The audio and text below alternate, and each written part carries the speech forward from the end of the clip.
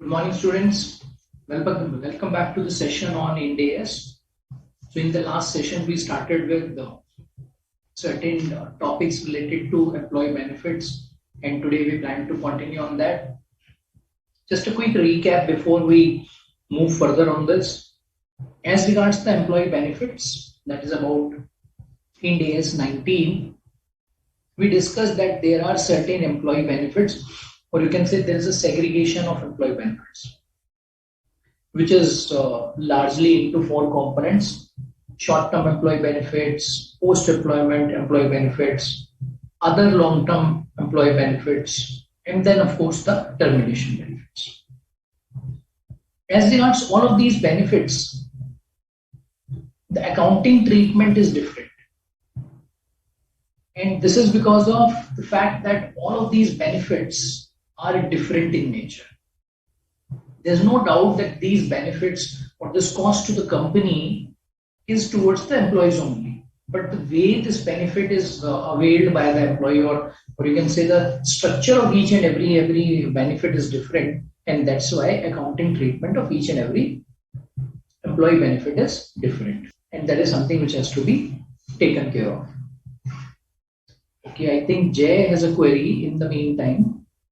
He's asking, claim means what is the treatment for rest employees who are not claiming? Just I'll have to come to this illustration, Jay. Yeah. What we can do is we can park some time towards the end of today's session to discuss some of these queries. I remember there was query which was around some other illustration in the last session. And this one also, which you have just asked, we can discuss all of these queries towards the end of the today's session. All right, so now moving further, if you can just first of all quickly confirm whether you have completed the homework. I gave you one illustration for homework out of this standard, out of this chapter. Can you please quickly confirm you have completed that? Quickly, please. Have you completed that? Waiting for a response quickly.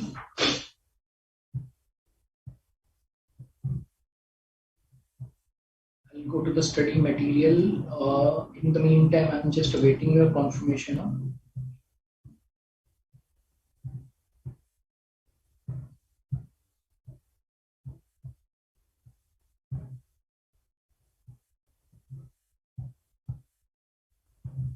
Any doubts and as regards this homework, whether you have completed this or not? Quickly, if you can just update. Okay.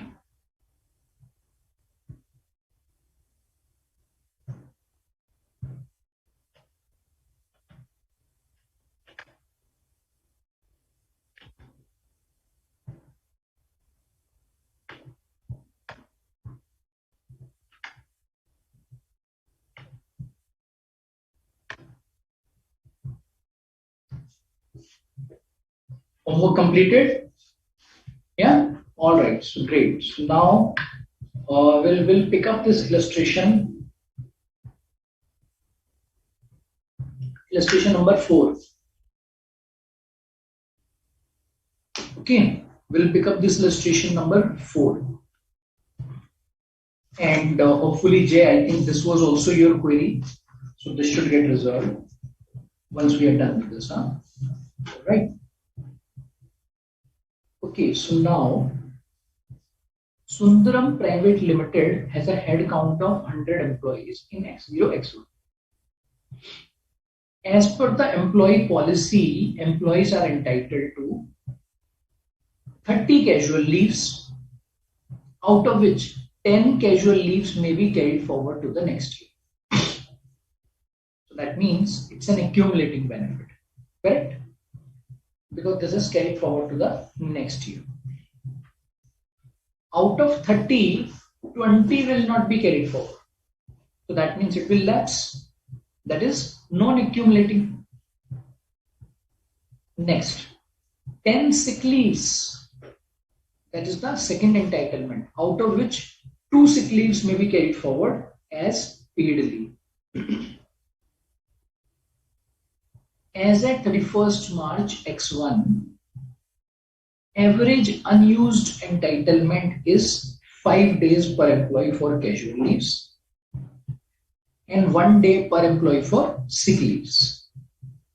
On an average, it is found that number of such employees who would be claiming casual leaves would be 30 and employees who would be claiming sick leaves would be 10.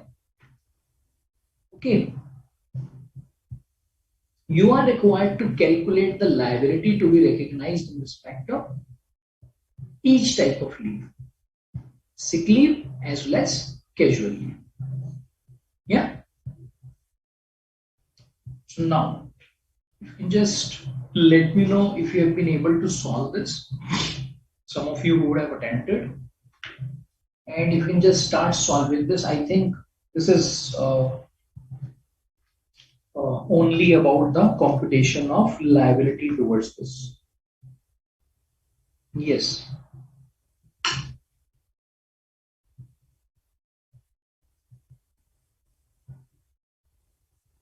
Now in this illustration, Jay was asking claim, what is the meaning of claim? So I'm not sure as to where you are picking this from, because there's no term claim which is used in the question. What's the treatment for rest employees who are not claiming? I think once we solve this, hopefully both your questions will get answered, huh? Because your question is not very specific, it's all about the generic answer only. Yeah.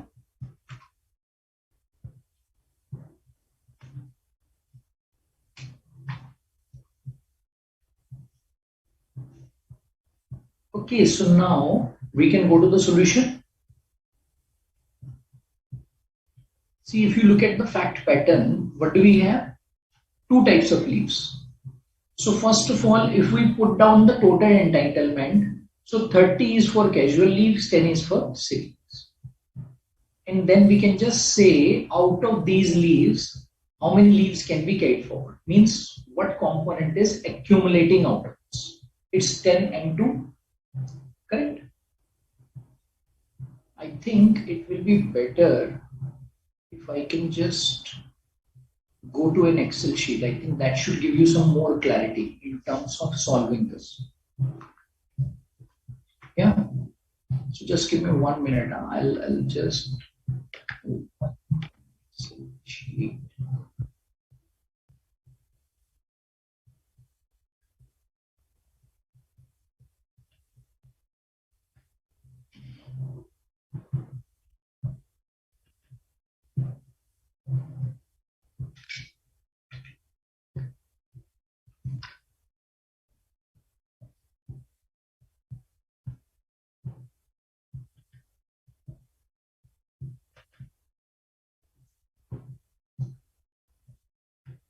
Okay, so now if we look at the solution, what do we have? We have different types of leaves.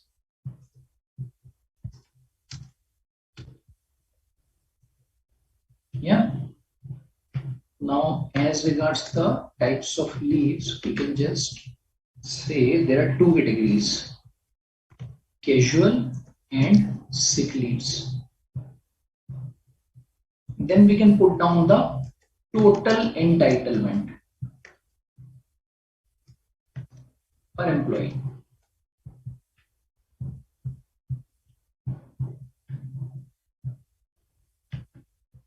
For sick leaves is 30 and for casual leaves it's 30 and for sick leaves it's 10. And the leaves which can be carried forward. Out of this 10 can be carried forward, out of this 2 can be carried forward. Okay. Then we are also given in the question average leaves which the employee would be claiming. Now employees can claim only those leaves which are unutilized. Correct? Average unutilized leaves. So it's 5 for casual and 1 for sick leaves.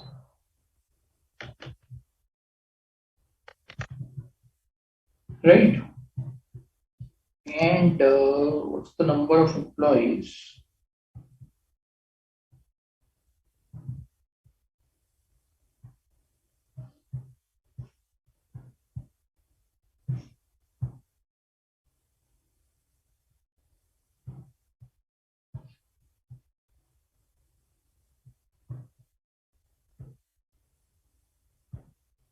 Then we need to compute the liability.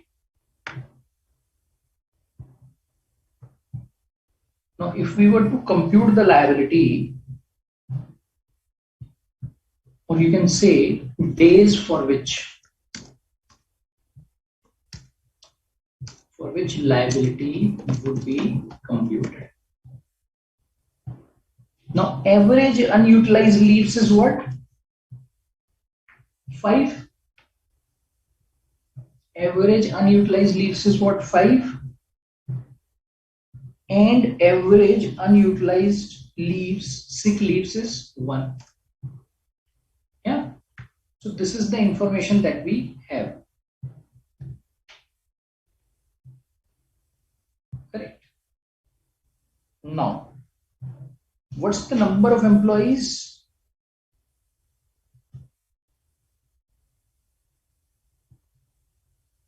Number of employees, sorry.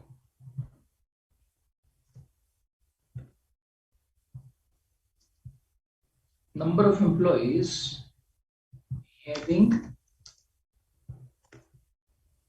unutilized leaves.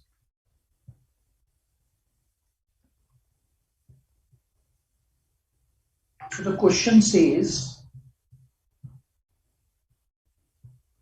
casual leaves which are unutilized is in respect of 30 employees. Yeah, and 10 employees are having unutilized sick leaves. Okay, so this information is on average basis.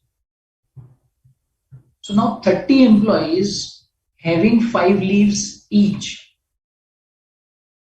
30 employees having 5 leaves each would definitely avail this. So if you can just say this is A,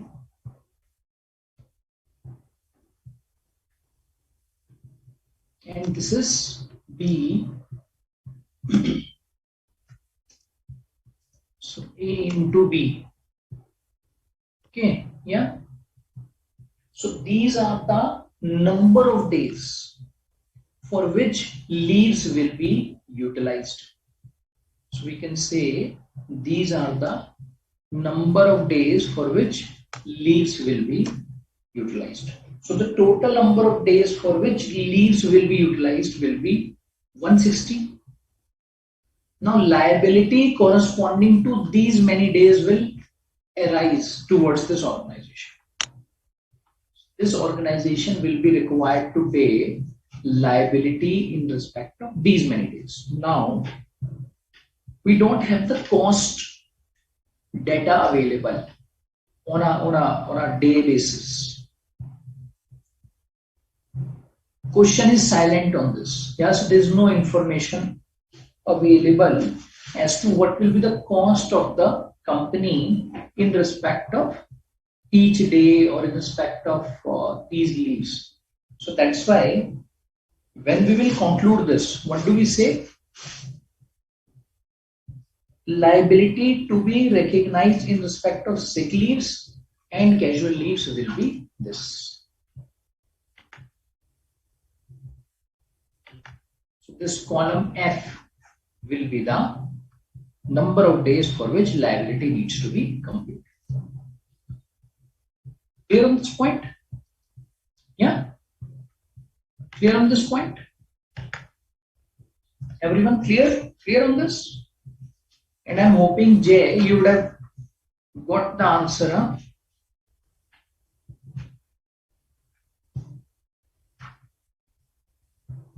Yeah, Jay, you've got the answer.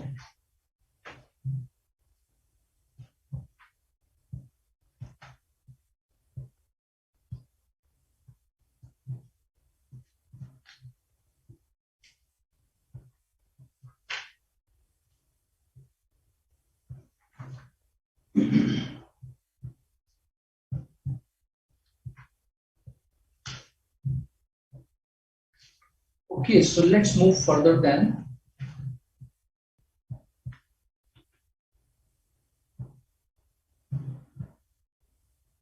Moving further on to profit sharing and bonus plans.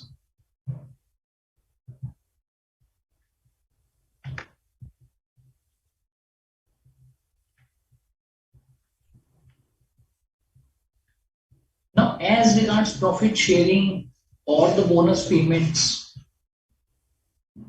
we need to ascertain whether the entity has got any present legal or constructive obligation towards any of these plans, towards any of these schemes.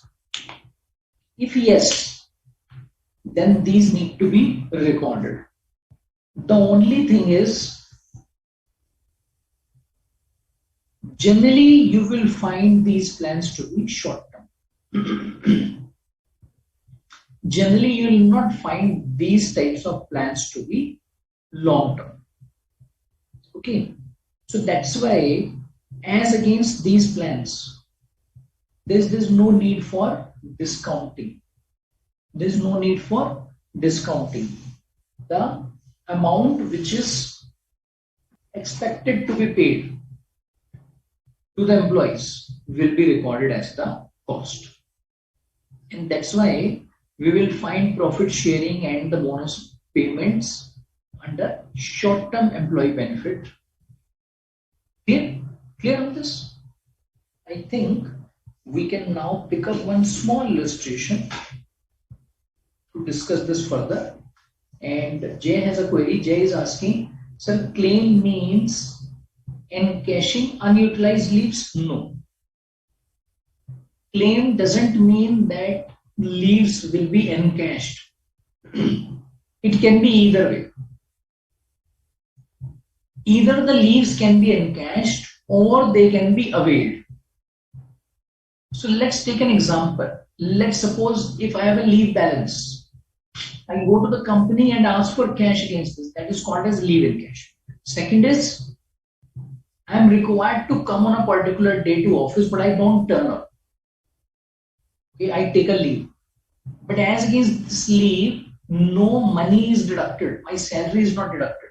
So that is again a cost to the company. Correct? The second situation is called as leave availment. Yeah. So either way, we can say claim may be settled, depending on the policy of the company, of course, and depending upon the situation which arises, whether the employee avails this or the employee can go for encashment. Okay?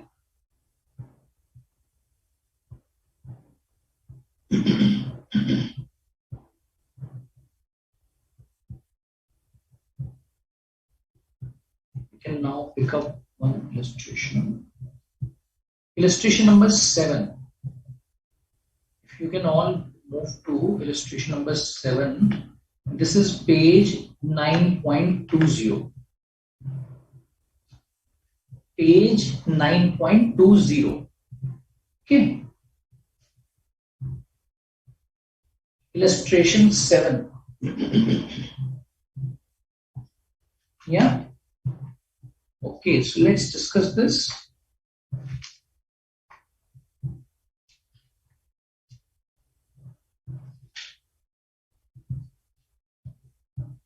Lakshmi Mills is a profit-making entity and reported a profit of 200 crores in the financial year X1, X2. According to its profit sharing plan, it distributes and pays 5% of its portion of profits to its employees if they complete 1 year with the organization. Okay. Under this plan, an entity is under an obligation to pay if the employees complete a specified period with the organization. So, this is something which is time driven. If the employee will complete this time period with the organization, only then it will be paid, otherwise not. Lakshmi Mills has estimated that due to staff turnover, estimated payout would be 4.5% approximately. Okay, so that's the expectation of this entity. Now, what are we required to do? We are required to assess this cost and record this cost. So now, when the estimated payout is 4.5%, so what will this 4.5% be on? It's on profits. That's what this plan says. That 5% of profit is required to be paid, but in the current year, expectation is not 5%. Expectation is company will pay 4.5%. So 4.5% into 200 crore, which comes out to 9 crore, will be the liability which the company will have to recognize, and an expense corresponding to this company will have to recognize as employee cost. Okay, yeah. So in this case, employee cost in respect of profit sharing plan will be rupees 9 crores. Employee cost in respect of profit sharing plan will be rupees 9 crores. Here, simple and easy to understand. Yeah.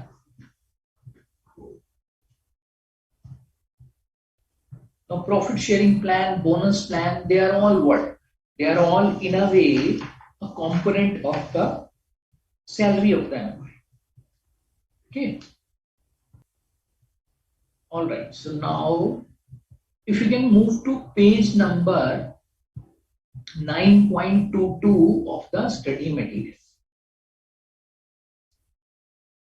If you can move to page number 9.22 of the study material. Quickly. You're there? Yeah, you're there?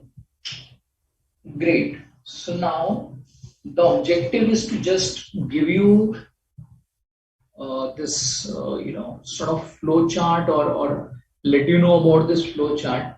This flow chart summarizes the treatment of various types of short-term employee benefits. Yeah, so I would say this flow chart you can mark as the part of your revision.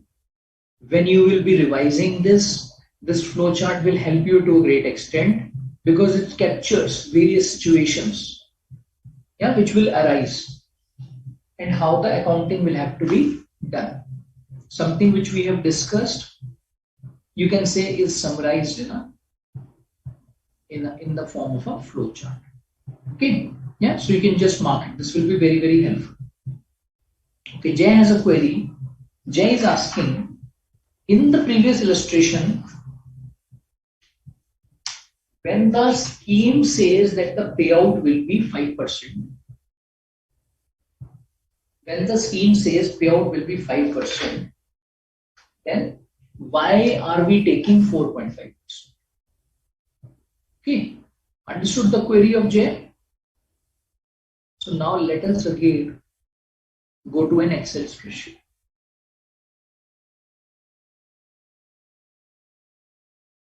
Yeah, so now on this Excel spreadsheet, let's try to understand as to why we are recording 4.5% instead of 5%.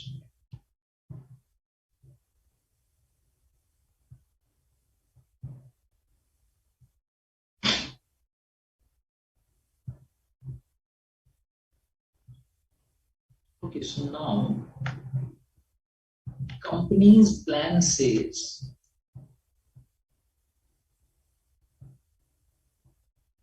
5% expected to be, 5% required to be paid.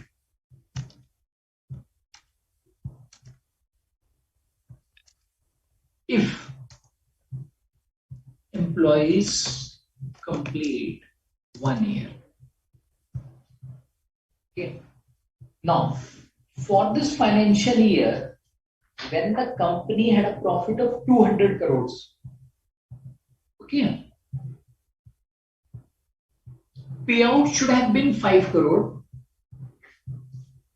but will this, payout would have been 5% if all the employees of the company had completed 1 year. Yes or no? But practically, you will not find that an organization will have only those employees who have completed more than 1 year. Correct? There will always be new joinees. There will always be some employees who have joined, say, last month, 2-3 months back, 5-6 months back. Yeah. And this is how it will go on. So that's why, will you be providing this expenditure? So now what is going to be the expenditure? 200 into 5%. 200 into 5%.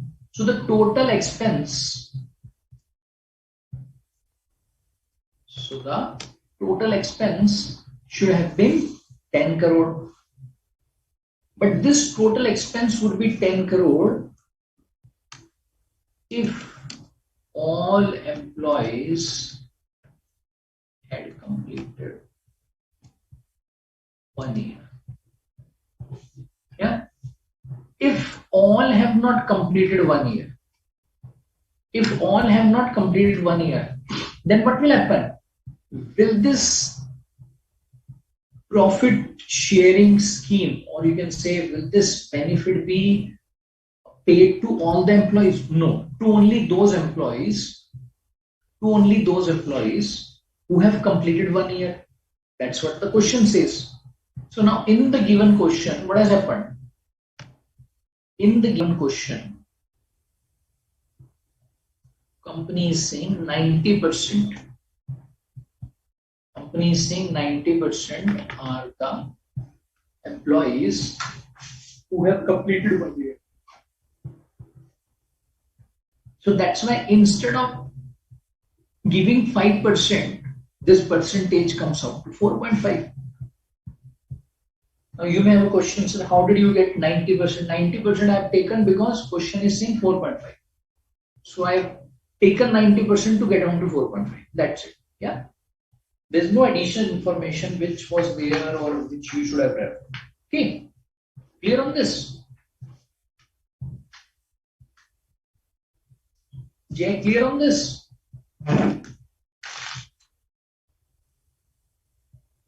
Great. So we can now move further. Correct?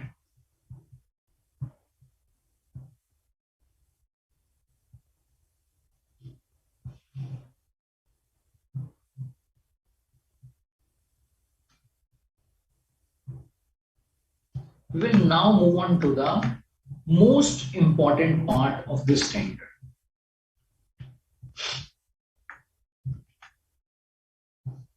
See, I'm calling this to be most important part of the standard because this component, or you can say this benefit, which is post-employment benefits, or you can say post-employment employee benefit, covers a significant part of the standard. The documentation, yeah, the guidance as around these benefits is quite comprehensive, and the accounting treatment of these types of benefits is not something which is a very straight accounting something which you see in case of short-term employee benefits. In case of short-term employee benefit, you will not do any sort of discounting. You will just simply check as to what's the amount and provide it, and that will be caused as cost. In case it's paid, it will go from the bank balance. In case it's not paid, then it will appear as a liability. As far as accounting is concerned, we can say it's very simple when it comes to short-term employee benefits. I'm not saying that the accounting of post-employment employee benefits is complicated, but it's not as simple as the one you see in case of short-term employee benefits. So now, let's first of all understand as to what are these post-employment employee benefits. What do we mean by that? And then, of course, we'll pick up all of those post-employment benefits one by one and understand their accounting treatment. Okay. Now, as the term suggests, these are the benefits which will be made available to the employees once their employment is over. That's why these are called as post-employment. Okay. Now, once the employment is over, another benefit which may come into picture, or we can just say at that point of time, another benefit in some cases is paid to the employees, and that is called as termination benefit. So that's why we are specifying here that when it comes to post-employment benefit, we are not talking about termination benefit. Because for termination benefits, accounting treatment is different altogether. Okay? Because for termination benefits, accounting treatment is different altogether. Over here, we are only talking about post-employment benefits which are other than termination. Okay. Now, if we take some examples, gratuity. When is the gratuity paid to the employee? When he moves out. Means after the completion of employment of the employee with the employer.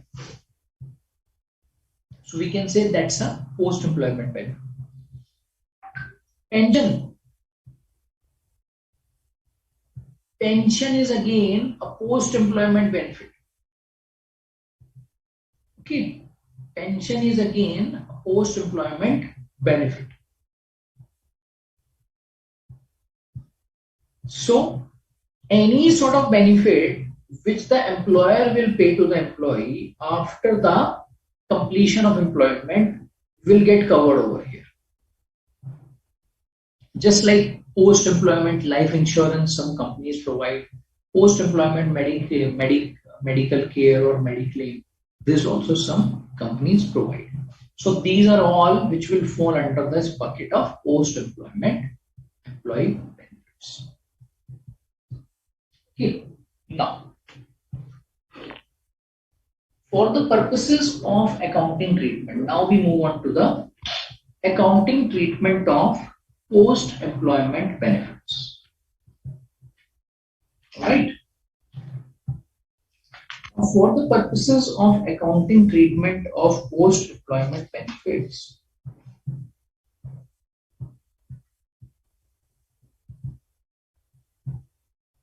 two categories can be made. And this is again because of the fact that the accounting treatment is different for each category. Why? Because the nature of these two types of benefits is different. So now within post-employment employee benefits, we can have two categories. One, which is called as defined contribution plan. Second, which is called as defined benefit. Now, please remember that this segregation of post-employment benefits into these two types is extremely important. Why? Because depending on this segregation, accounting will be done. Okay, depending on this segregation, accounting will be done. If the segregation goes wrong, then of course the accounting will have an impact. Correct? Now, before we get into the technicality of these two types of benefits, defined contribution plan or defined benefit plan, let me just try to explain this to you in a very, very simple manner. Okay, and I'll take an example for this. Mediclaim insurance. We all understand? In case of mediclaim insurance, what are we required to pay the premium to the insurance company? Once a year, or say, it can be quarterly payment, it can be monthly payment. Now, what's the objective of this type of mediclaim insurance? That tomorrow, if the person who has taken this mediclaim insurance was ill, then the insurance company will pay for the expenses of the employee towards the medical treatment. Correct? Yeah, so that's the meaning of mediclaim insurance. So that's how mediclaim insurance works. Now, a lot of organizations today provide this benefit to the employee. Why? Because for taking this insurance, an insurance premium is required to be paid by the employee to the insurance company. But in case this insurance premium, or this premium is paid by the employer to the insurance company in respect of its employees, then what will happen? Employee will not be required to pay anything. Employer is paying for the employees. Yeah. And why is the employer paying for the employee? Because employee is working with the employer. Yeah. Therefore, what will happen? Therefore, we will see that it's a kind of cost which the employer is incurring, but only because employee is working with the employer. Yeah, but only because employee is working with the employer. Now, in case of mediclaim insurance, let's try to understand as to how the employer is placed. If say employer has got 100 employees and he has taken mediclaim insurance of all the employees. Yeah. So what will the employer do? Employer will pay the insurance premium to the insurance company. And tomorrow, let's suppose any employee requires some medical treatment. Say 10 employees during the year required medical treatment. Now their expenses is again, their expenses on medical treatment, can that be defined today? No, that cannot be defined because we are not sure as to what will be the amount of the medical treatment. As and when that expenditure will arise, who will pay that amount to the employee or towards the medical treatment? Who will incur this cost? Will it be the employer? The answer is no. Who is incurring this cost? Insurance company. In case the employee pays, employee will take the reimbursement. or otherwise employee can ask the insurance company to make the payment directly to the hospital or whatever is the place for the medical treatment. Now in this case, if we look at the situation of the employer doesn't have any risk. There is no risk which is associated with this type of scheme. Why? Because he's just required to pay an insurance premium on time. After that, any uncertainty, okay, as to whether the employee may be ill or may incur significant expenditure on the medical treatment, will this risk be with the employer? No. The employer passes on this risk to the insurance just by paying the premium. Okay. Such type of plans wherein once the contribution is made by the employer towards that plan, risk of the employer goes off. These types of plans are called as defined contribution plans. Means the contribution of the employer is defined today.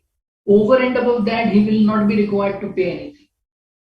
Any risk of the actual expenditure which arises later on and which is different from the amount of insurance premium paid. Why? Because insurance premium will be what? 5,000, 6,000.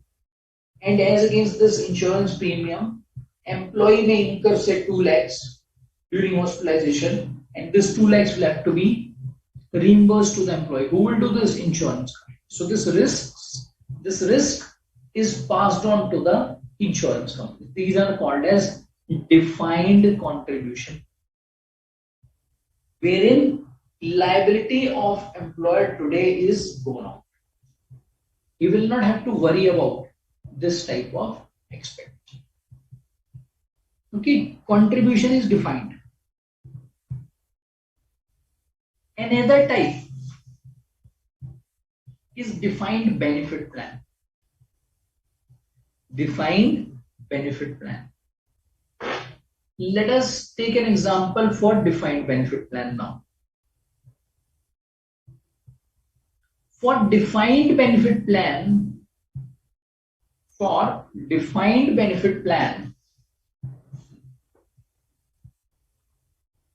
we can say gratuity could be one example.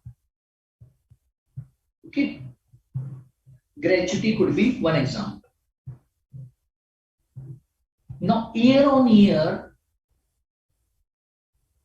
during which employee is working with the employer, a liability towards the payment of gratuity to the employee keeps accumulating. Correct? Which the employer is not paying to the employee. That will be payable to the employee once the employee leaves the organization. Once the employee leaves the organization, only then it will be payable, not before that. Yeah. Now, in this situation, the amount that will be required to be paid to the employee when he would leave the organization, say at the time of retirement, means today employee is only 25 years old. Say if the employee stays with the organization and he will leave the organization after completing 58 years of age, then what will happen? This gratuity amount will have to be paid by the employer to the employee. Correct? But in this situation, unlike what we saw in case of defined contribution plan, the liability at future point of time, will it arise on some other party other than employer? No. This liability will fall on the employer only. So that's why the risk in relation to the payment of this type of benefit continues to remain with the employer. It's not passed on, something which the employer has done in case of defined contribution. In case of defined benefit plan, it's not passed on. Okay, it's not passed on. So if it's not passed on, what do we say? We say that these types of benefits need to be estimated today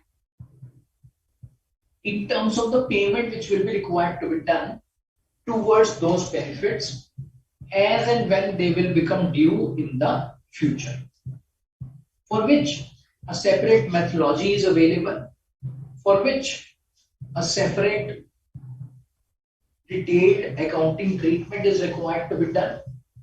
But you would have understood as to how these two schemes are different from each other. Correct? Yeah? You would have understood as to how these two are different from each other. Now, we will pick up some small examples. We will pick up some small examples to discuss this. If you can go to page number 9.25 of the study material. You can go to page number 9.25 of the study material.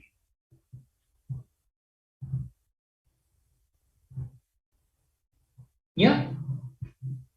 Illustration number 9. Illustration number 9. We'll pick up some small examples now. After which we will move on to the accounting. Okay.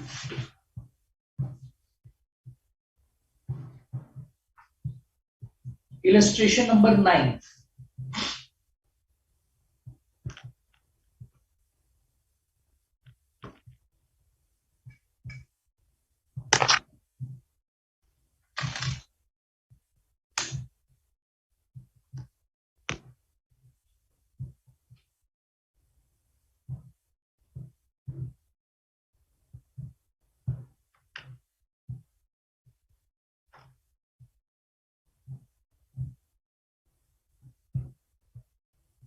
A company pays each employee a lump sum one-time benefit upon retirement. Upon retirement, this benefit is paid by the company.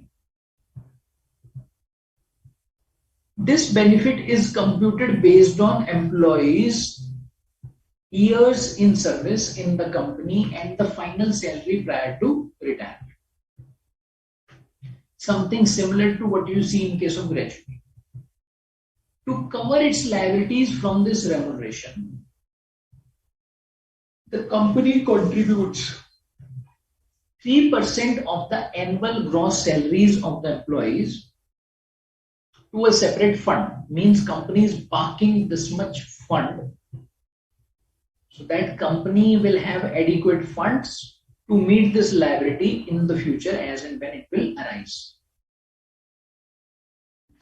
Now, in this case, would this benefit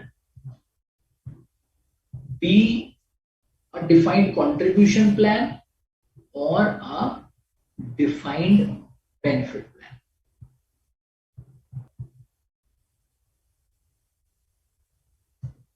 Excuse me. Quickly. So I can understand the answer is available, but you should avoid the answer which is given in the study material, and you should just think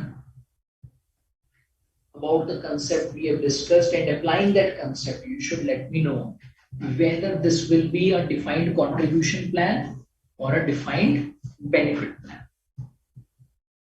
Okay. As to what is going to be the nature of this type of employee benefit.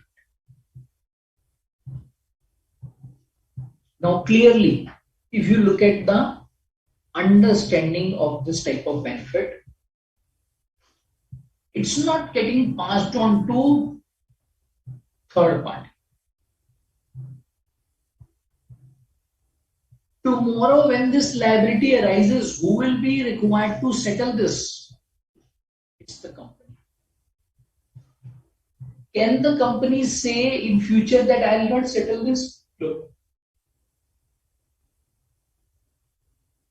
Can the company say in future that instead of company, somebody else will settle this? No. So that means the risk in relation to this liability. By risk, I'm saying the risk is definitely there because it's toward the payment. So this risk stays with whom? This risk stays with the company. That's why this benefit will be termed as defined benefit plan. Okay. This will be termed as defined benefit plan. Clear? Okay. Now moving on to next illustration number 10. Once again, this is something which you should read and answer me. Jay, I will come to your queries. Illustration number 10. In accordance with the applicable legislation, company contributes 12% and the employee also contributes 12% of the annual gross salary to the PF, to the Provident and Pension Fund. So this contribution is being made by the company as well as the employee. Okay. Upon retirement, employees will get the accumulated balance that is calculated based on employees' years of service and his average salary for the last 15 days before retirement. So they are saying at the time of retirement, employees will be required to be paid for this type of plan. The pension will be paid out of the state fund assets and the company has no further obligation except to make contributions towards this state fund. Now, in the given situation, what is your answer? Is it a defined contribution plan and or a defined benefit plan, and why? I would again request, don't look at the solution which is given in the study material. Just try to apply the concept over here and think as to whether this will become defined contribution plan or defined benefit plan. Yes, over to you. Will it be a defined contribution plan or defined benefit plan?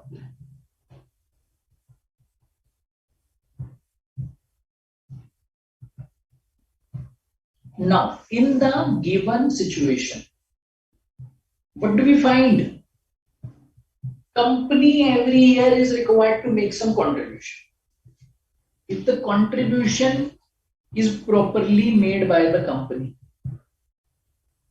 will not have any further obligation over and above the contribution which has been made. Okay, that's why in this scenario, what do you say? That's why in this scenario, what do you say? That's why in this scenario, we'll say it's a defined contribution plan. It's a defined contribution plan. It's not a defined benefit plan. Why? Because once the contribution is done, company's risk is over. And great, same is the response from Jane. Very good.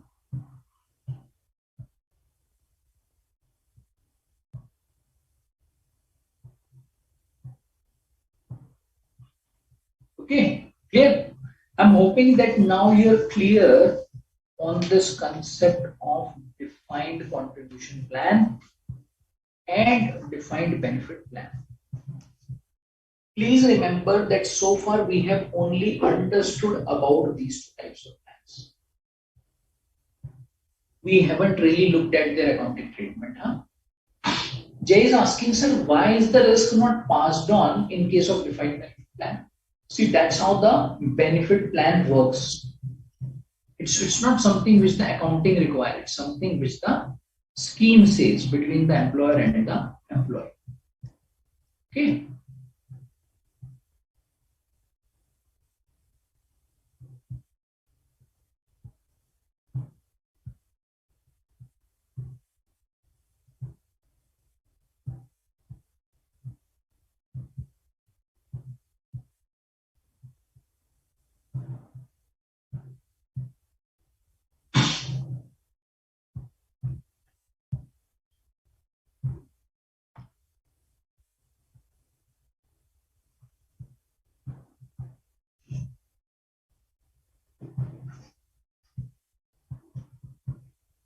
Jay is then asking, what do you mean by actuarial risk or investment risk? We'll come to that. We'll come to that. Jay is then asking, the risk of non-payment is passed on to the employees? No. We are not saying that the payment will not be made. We are saying payment will be made. But the thing that we need to check is as to who will make the payment or who will be obliged to make the payment. This obligation will be with whom? Will it be the company or third party? If it's a company, then of course it's a defined benefit plan because this obligation is there with the organization. But if it's passed on, something which we just saw, then it's a defined contribution plan. Okay, clear? Now, we will start with the accounting treatment of defined contribution plan. We'll start with the accounting treatment of defined contribution plan. Alright. Now, for the defined contribution plan, accounting treatment is again simple. Right? Because over here, no discounting is required to be done. In case of defined contribution plan, no discounting is required to be done. Okay. Secondly, the amount which has been contributed during the year or which is required to be contributed during the year will be recorded as an expense of the company. That's it. The amount which is contributed or required to be contributed will be recorded as expense of the company. Amount which is contributed or yeah. So now we can go to illustration 11. Discuss this accounting in detail. If you can move to page number 9.31 of the study material. Everyone, if you can move to page number 9.31 of the study material, please.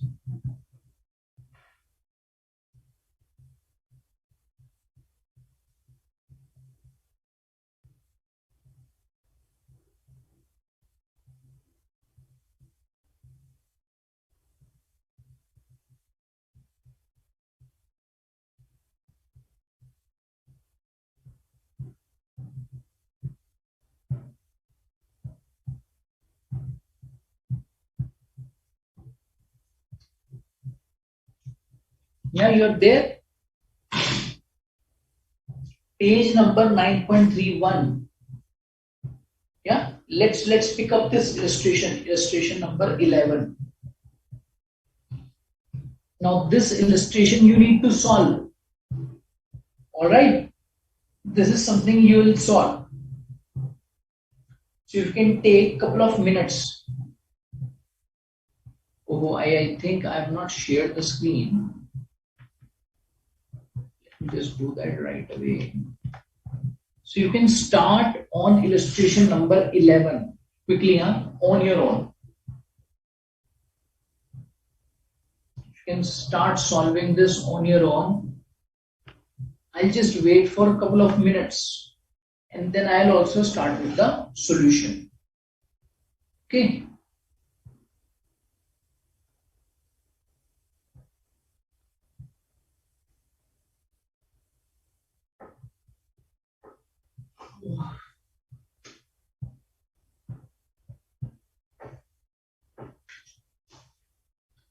I'm hoping that you have started solving this.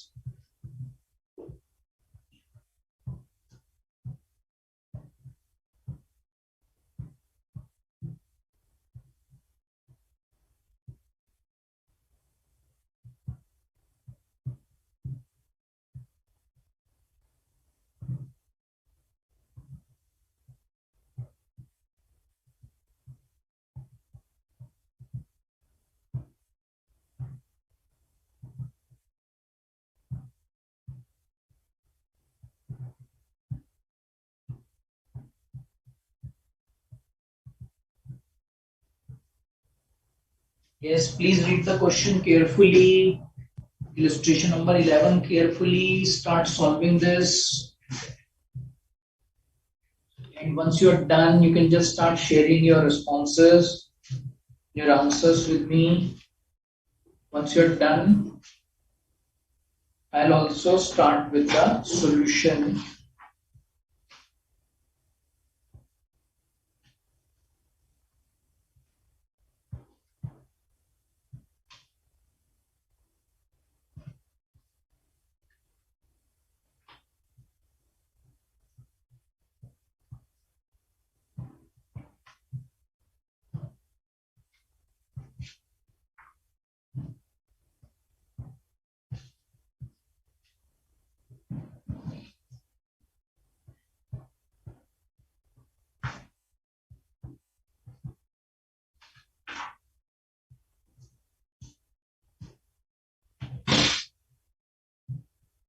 Yeah, so let's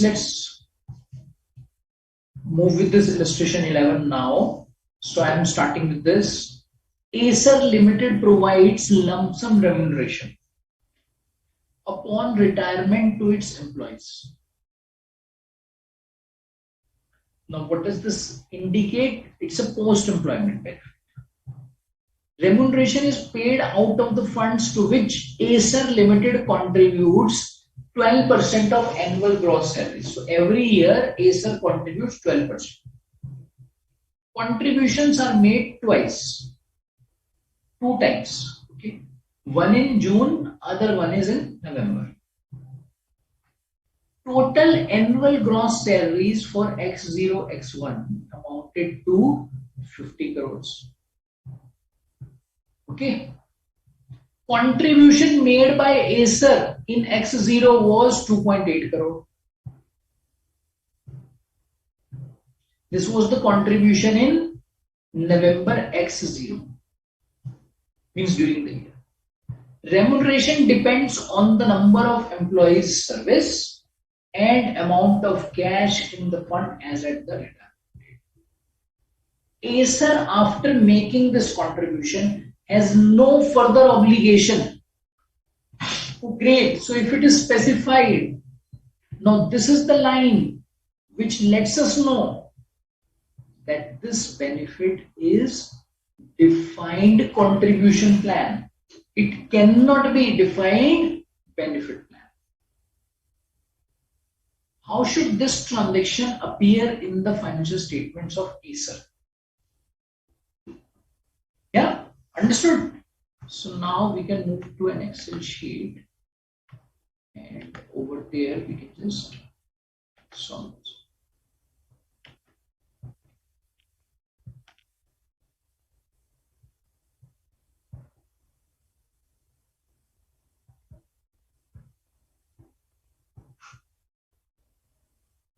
Annual gross salary. This was given. So we have rupees in crore, 50 crore. Okay. contribution during the year should be 12% of the gross salaries. 12% of the gross salary. So this into 12%. This will be the contribution. Now during the year, this contribution is paid, say, in two tranches. Yeah. So contribution for the year 2000 x0 x1.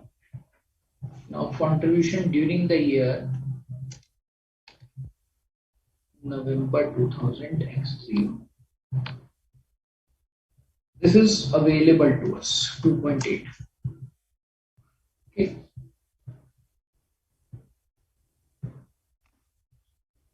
Contribution during the year to be made. Second contribution will be paid in June.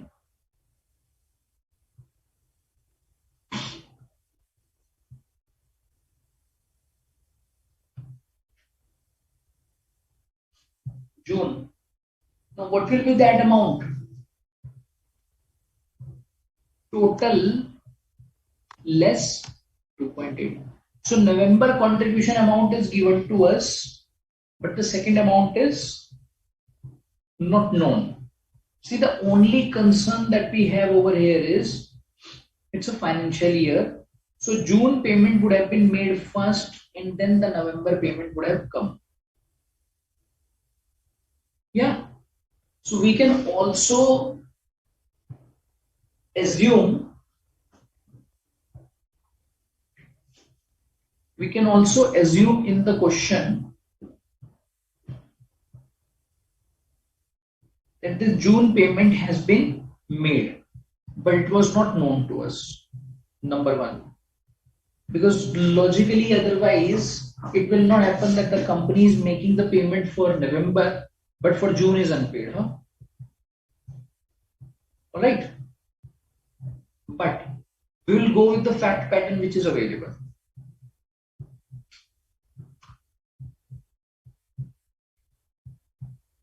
We'll go with the fact pattern which is available. Just give me 1 minute. Huh?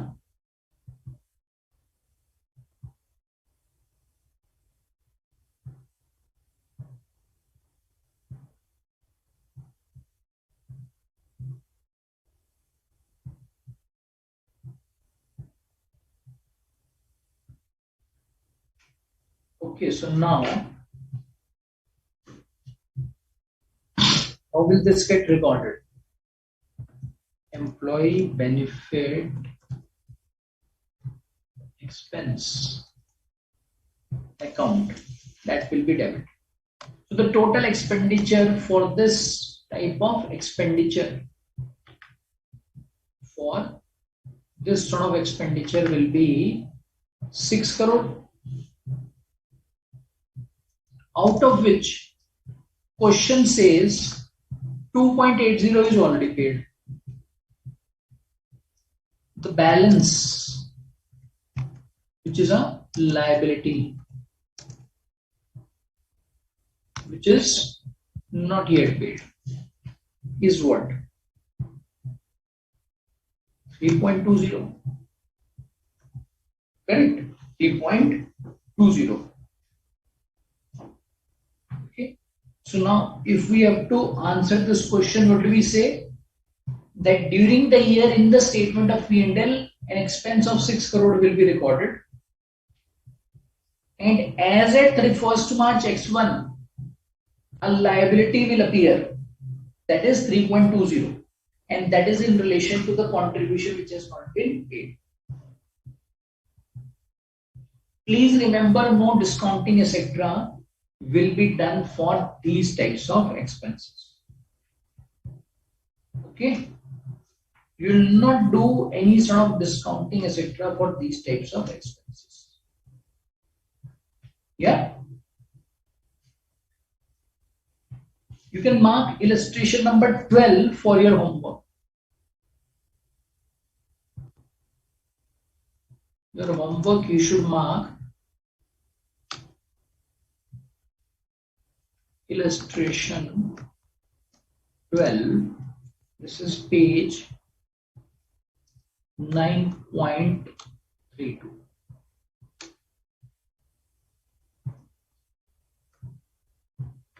This you should mark up for your homework. Okay, yeah. This is something you should mark for your homework. All right.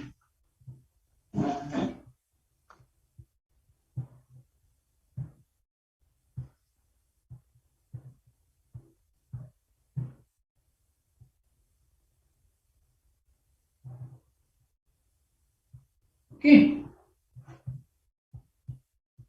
So now, moving further. If we talk about defined contribution plan, you will say its accounting is again simple. It's not complicated. And very much similar to what you do in case of short-term employee benefit. Yes or no? Now we will move on to the next type, that is about defined benefit plan. Now, if we go back to our understanding of defined benefit plan, these are the plans for which liability is not certain today. So no, liability amount is not certain today. Why? Because it has to arise in future, when the employees will leave the organization, when they will retire. This amount is not known to us today. We need to ascertain this. In case of short-term employment benefit, was there any such situation that the amount is not known? No, there is none. In case of defined contribution plan, contribution is defined, that is fixed. Every year this amount has to be paid by the company. But when it comes to defined benefit plan, the first thing which arises is about the amount, about the estimate that is required to be paid. In future, of course. Secondly, the timing is also not certain. And why do we say timing is not certain? So for an example, there are two employees. One is 30 years old, working with the organization. Other one is 55 years old. Now both these employees have a retirement age of 58. Now it's not necessary that all these employees or each and every employee of the organization will stay with the organization till retirement. Not necessary. So an employee who is 30 years today may leave the organization, say, after 5 years. Will this defined benefit plan be payable to him? I just keep using the term gratuity every time I have to use this term, defined benefit plan, because that will be relatively easier for us to understand it. So we are talking about a situation wherein the timing when this liability will arise is also not something known to the employer. This may vary employee to employee, and that's why here again assessment is required to do. Yeah. In respect of this assessment which is required to be made, the valuation of this type of employee benefit is done using a specified method which is called as projected unit credit method. So there's a specified method for valuation of defined benefit plan. What is that method? Projected unit credit method, PUC. It's very commonly termed as PUC. PUC method for computing the employee liability in respect of such type of benefits. Okay. Now, in various cases, when we have a defined benefit plan, and because defined benefit plan are not something which are short term, they are for a long horizon. This is a long period of time after which they will rise. That's why every year the company will record a liability in respect of these plans. So no, every year company will record a liability in respect of these plans. And the company will also be parking some funds. So one is to, of course, keep recording a liability, as and when that liability is materializes, you require to pay this. Now for making the payment, will the company need cash? Yes, the company will need cash. By cash, I mean to say the bank balance. Now because the company will need cash, company will need money to settle these liabilities as and when they arise.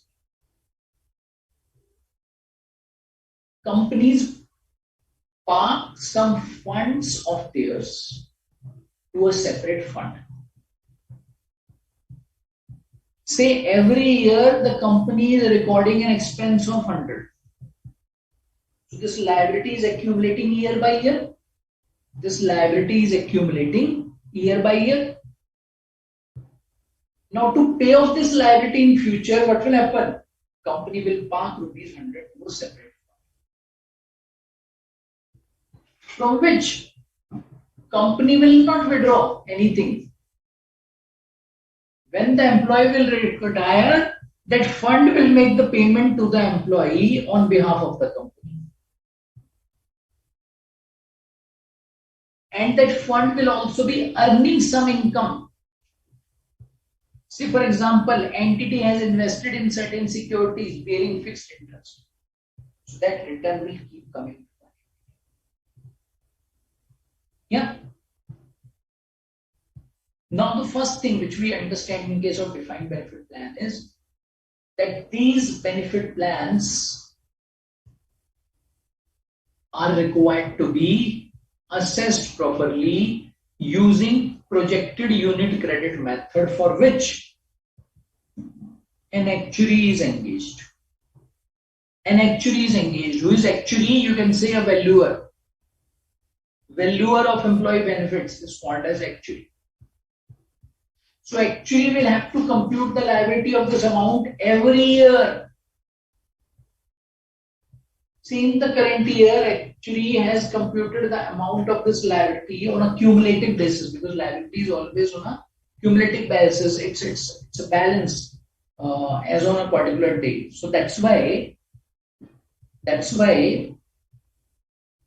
when the company will be recording this expense, what will happen? A corresponding liability will arise.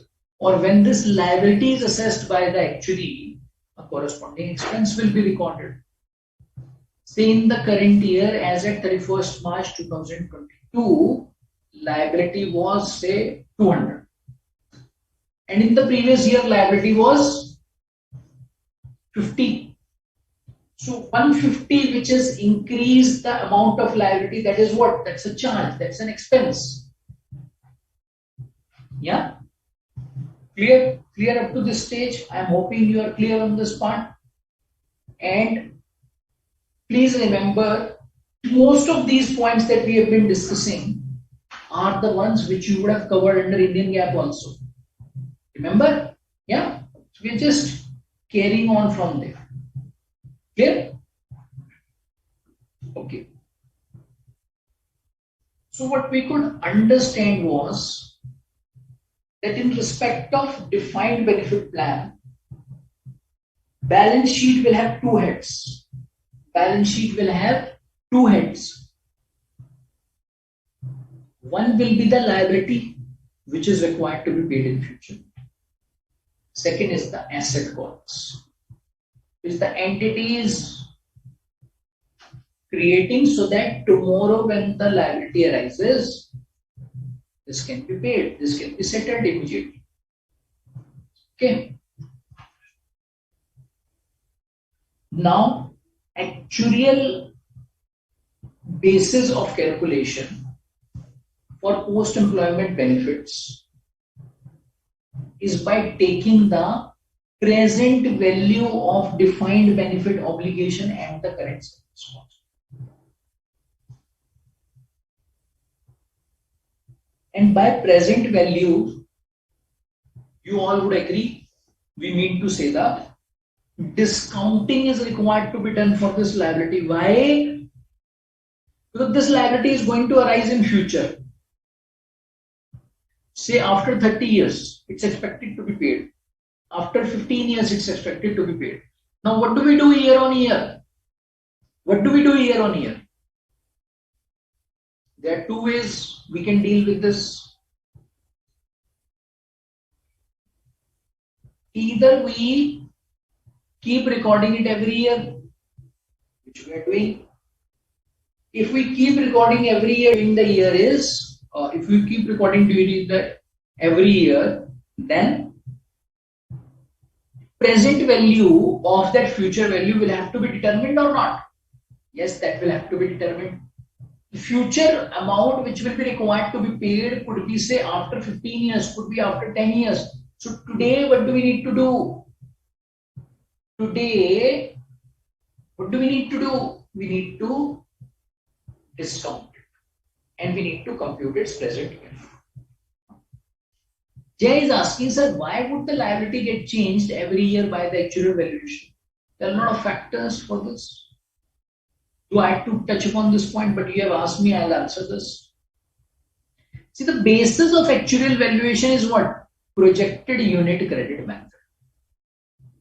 And what does this methodology requires? It requires certain factors to be considered. The number of employees, their expected date as to when they will leave the organization. It's not something which the actuary will ask from employee. It's something which the actuary will work out on the basis of the past year trends, which the entity, which the actuary would have seen in case of that particular entity. Okay. Yeah. Some other factors which will have an impact on the discounting will be about the discount rate. See, if we are talking about discounting, if we are talking about present value, then of course, for the present value, for the discounting, what do we need? Discount rate. Now, if the discount rate is some percentage in the current year, will it remain fixed? No, it will keep changing. That's why this liability amount will keep changing year on year. So there are certain actuarial assumptions actuary will use. There are certain data details, etc., which the management will provide to the actuary, basis which this amount will be computed. Okay, basis which this amount will be computed.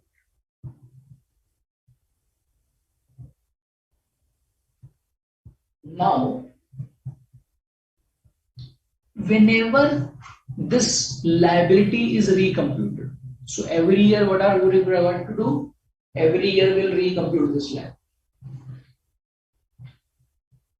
Now this liability may change year on year due to various factors. Something we have just discussed. This liability may change year on year due to various factors.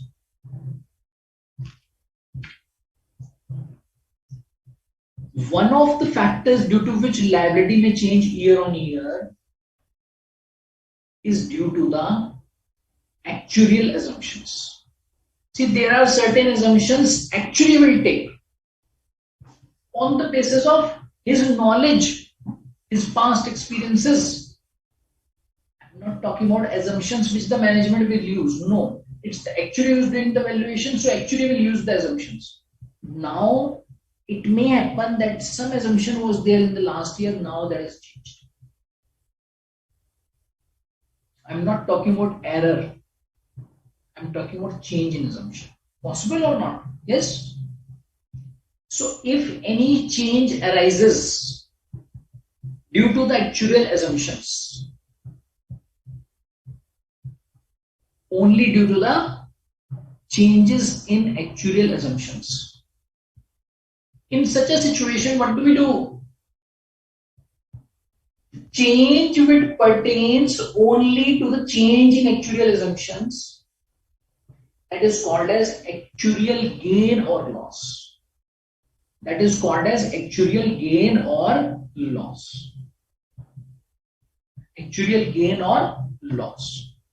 And actuarial gain or loss is not taken to the statement of P&L. No, it goes to other comprehensive income. If you remember, initially when you would have covered the basic concepts around Ind AS 1, you would have understood the meaning of OCI, other comprehensive income. Yeah? And you would have also understood as to how certain items are required to be taken to OCI only.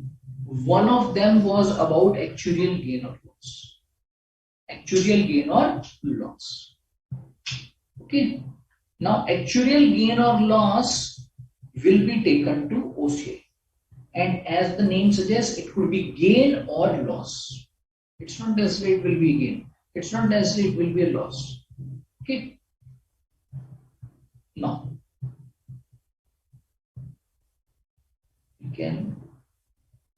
I think we can now pick up some small examples. So, I think illustration number 13, 14, these are very, very small examples.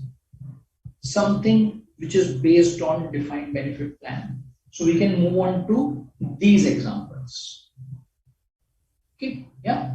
But I think before we move on to these examples, we can take a break because I didn't realize we just stretched this session. So I think we can take a break now, and after the break, we can continue with our discussion.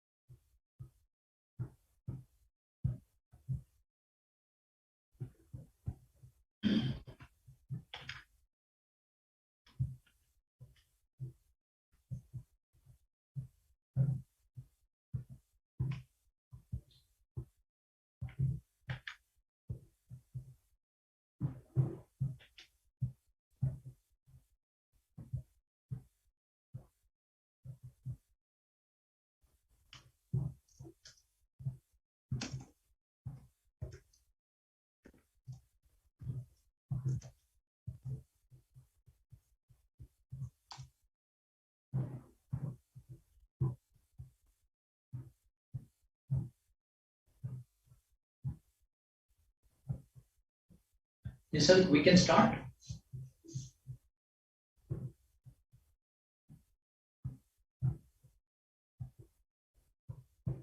Nisarg,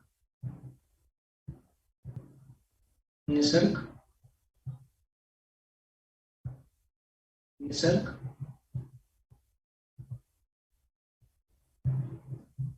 Nisarg,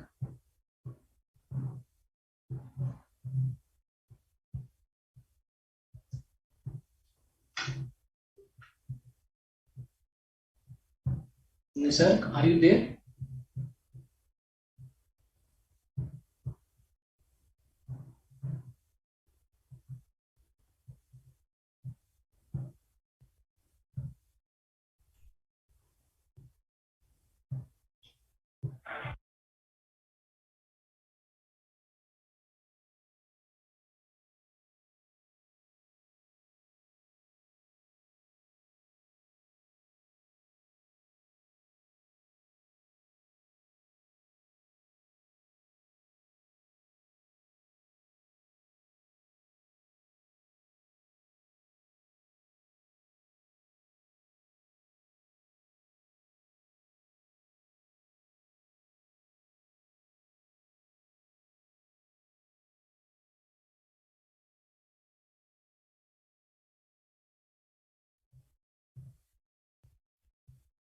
Great. So we can now continue with our discussion. All right. So we discussed about defined benefit plan wherein actuarial assumptions may bring in a change in terms of the valuation, which we discussed will be considered as actuarial gain or loss, and which goes to OCI. Any other change, if in case it arises in the liability of the employee benefit, which is in the nature of post-employment benefit, will be taken to P&L. Okay. Now, I think to discuss this further, we can move on to the approach, which is captured over here. Just give me 1 minute. Let me just share the presentation quickly with you.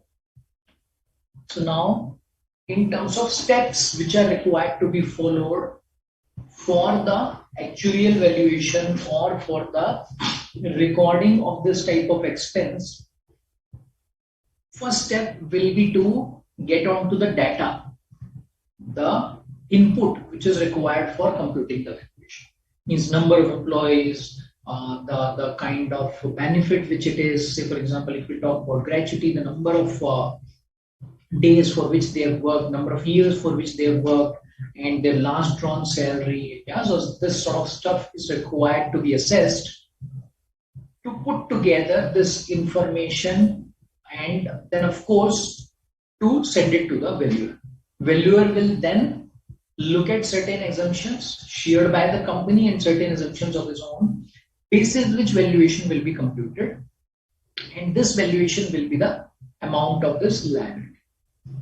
Now, corresponding to this liability, certain organizations may be creating some assets, maybe creating some pool or funds, as we discussed, maybe investing anywhere, so that they have this purpose available in respect of the liability which is required to be discharged as and when the liability arises.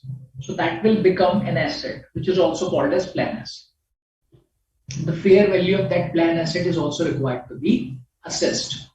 So the differential between this asset and a liability which is computed by the actuary, is something which is recorded in the financial statements on a net basis. Clear on this part? Yeah, so this is broadly about the steps which are required to be followed. So let's look at this example now. With the help of this example, we'll just look into certain aspects that we have discussed. XYZ operates a pension plan. XYZ operates a pension plan that provides a pension of 1.5% of the final salary for each year of service. The benefits become vested after 7 years of service. Vested means after which they can be availed.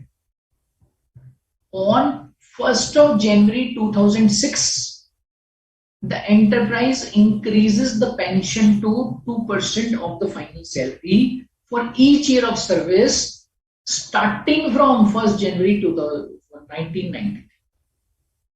Okay, so it's a retrospective change which the company has done on 1st January 2006.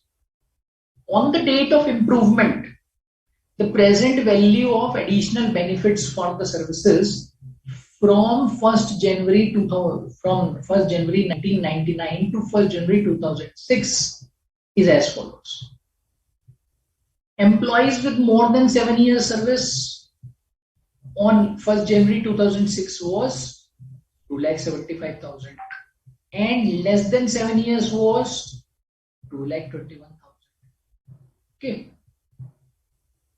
Enterprise shall recognize in this case total amount.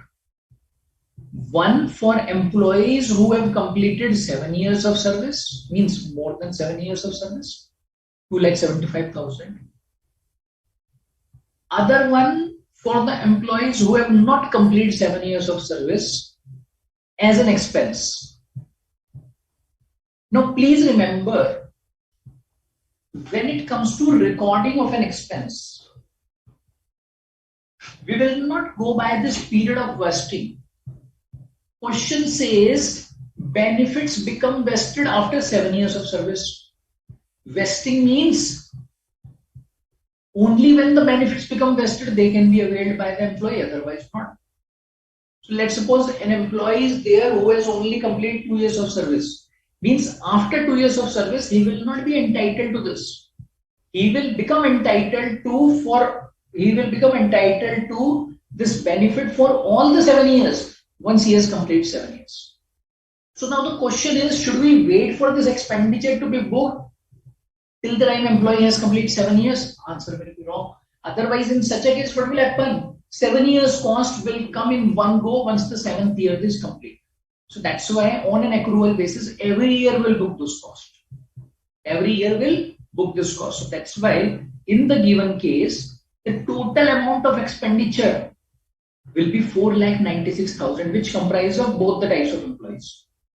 More than 7 years of service, less than 7 years of service. Understood? Understood? Clear on this part? Jay, I think you are clear on this part related to actuarial gain or loss. Yeah? Great. Okay, now,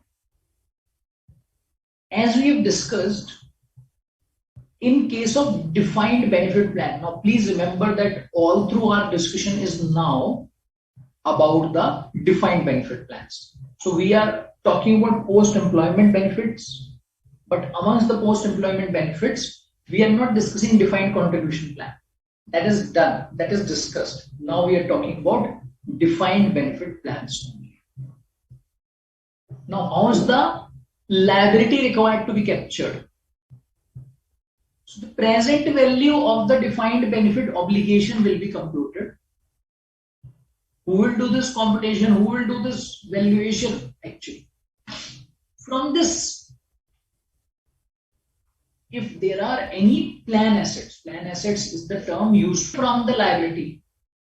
So let's suppose for the employees, we get present value of defined benefit obligation equivalent to 50 lakhs.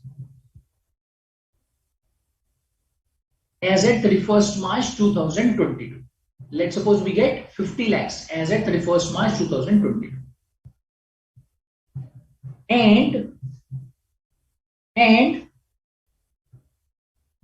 we also find that there is a plan asset having a fair value of 30 lakhs as at 31st March 2022. In such a case, what do we record? 50 lakhs less 30 lakhs. Net is the liability. Yeah, clear on this part? Clear on this part? Okay. Now, in terms of this defined benefit plans cost, let's try to understand what could be the various components which will comprise of this cost. Okay, now this is very, very important to understand. What are the various components that will comprise of this cost? Service cost. What is service cost? Cost for the services rendered by the employees. Now, of course, for the current year, service cost will come. Past service cost may also arise at times in the current year. That is called as past service cost. That may also form part of this defined benefit plans cost. Next will be the interest. Now, please remember, we are looking at a discounting number over here. We are looking at the present value over here. But this present value will also be accreted with interest year on year. So no, interest will be accreted on this year on year. So that's why if you look at this liability, this will also comprise of some finance cost, some interest cost. Yeah. So this is another component which will get added. Okay. This will be another component which will get added to this. Then next component will be about the interest income on the plan assets. Now, similar to the cost that will have on the liability or the defined benefit obligation, there are certain assets, there are certain investments which will also be generating interest income. That will also get adjusted over here. That will also get adjusted over here. Okay. So these are some of the components, you can say, which will be there for post-employment benefit, which is in the nature of defined benefit plan. Clear? Clear on this part? So we'll apply all of these things when we'll be looking at some examples. So I think we can now pick up some examples to understand this more clearly. Just give me 1 minute. Let me just pick up one example. Discuss this more clearly.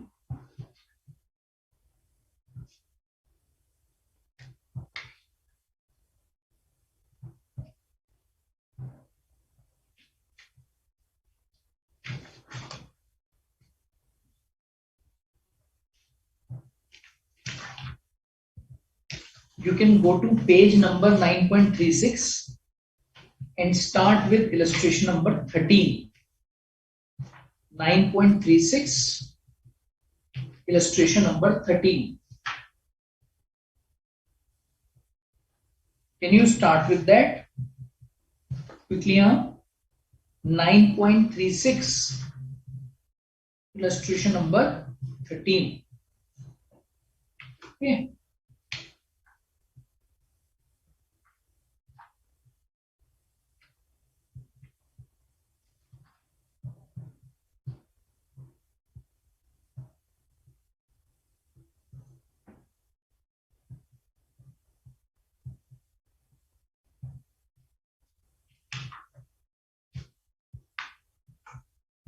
Let me also move to this illustration now.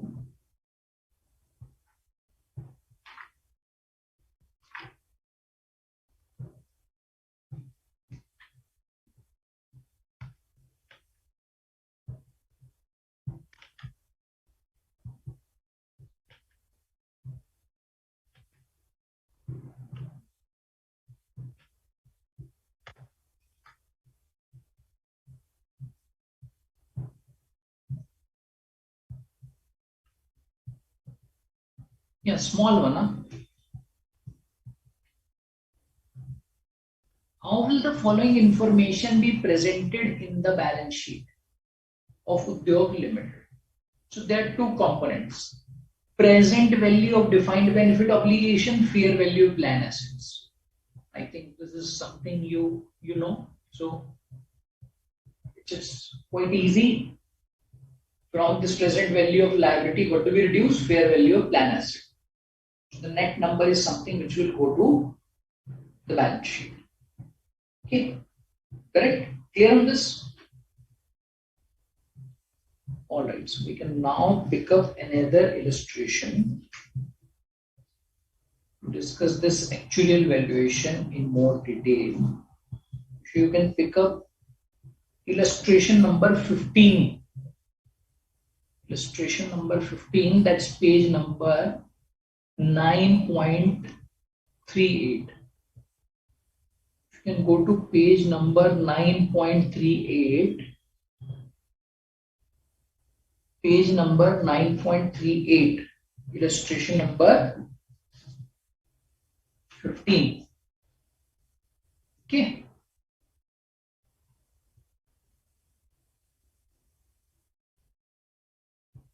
Jay is asking about the interest cost. See, all of those components that we have discussed, yeah, you will get to see in this illustration. Let's wait for this illustration number 15 to be discussed. Okay. After that, I think some of these doubts which you have raised should get cleared up.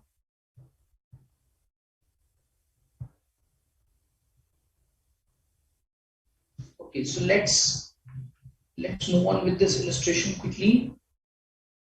Yeah.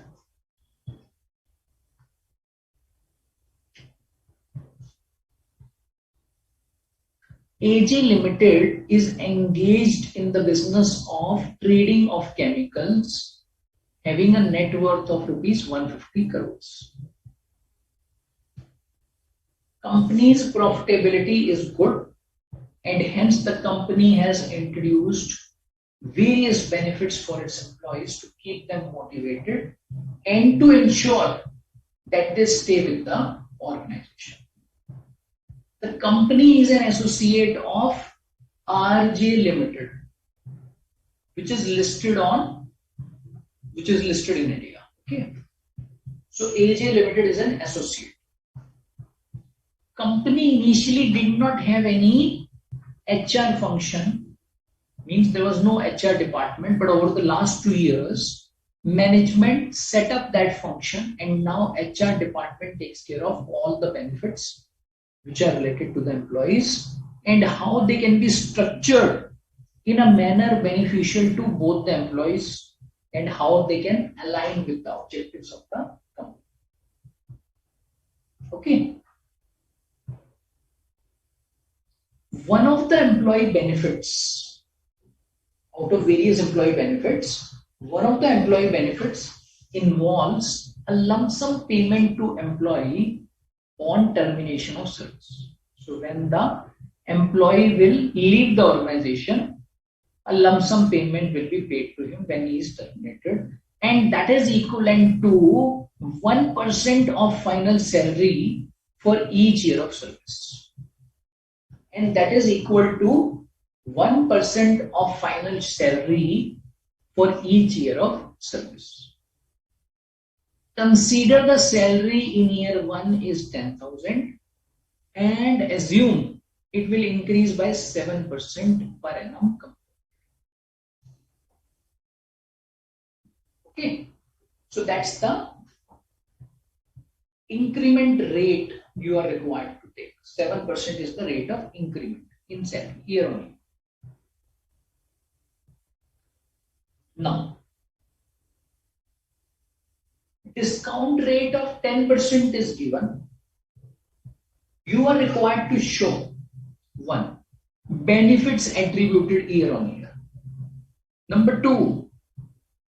Obligation in respect of this benefit year. For each employee who is expected to leave at the end of 5 years, following assumptions may be taken. There are no changes in actuarial assumptions. Okay, so these are the assumptions which have been taken. There is no change in the actuarial assumptions. Jay, I will come to your query. Huh? There are no changes in the actuarial assumptions. No additional adjustments are needed to reflect the probability that the employee may leave the entity at an earlier or later. So you're saying probability that employee will leave the entity at earlier or later date may bring in some adjustments. You can ignore those adjustments. Yeah. So for simplicity's sake, these two assumptions have been taken to solve this. Okay, so let's understand now. First thing that we are required to do. First thing that we are required to do is what? Is to compute the benefit which is attributed year on year. Benefit which is attributed year on year. Now for this, let's get on to the working note number 1. Question says lump sum benefit which we made available. And what is going to be the lump sum benefit? 1% of final salary for each year of service. Now for each year of service, do we know the salary amount? No. We have to compute it by taking increment rate of 7%. So year 1 salary was 10,000, year 2 10,700, third year 7% increment on 10,700. Fourth year 7% increment on third year's salary. Fifth year 7% increment on fourth year's salary. So year on year there is 7% increment basis which we get the amount of salary in the first 5 years. So what will be the amount of employee benefit? 1% of final salary to be computed for each year of service.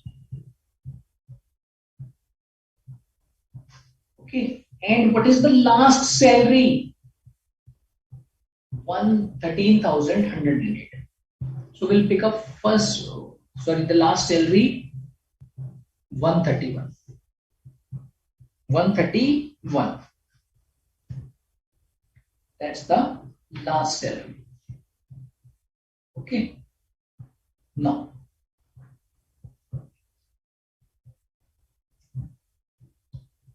benefits which are attributed year on year.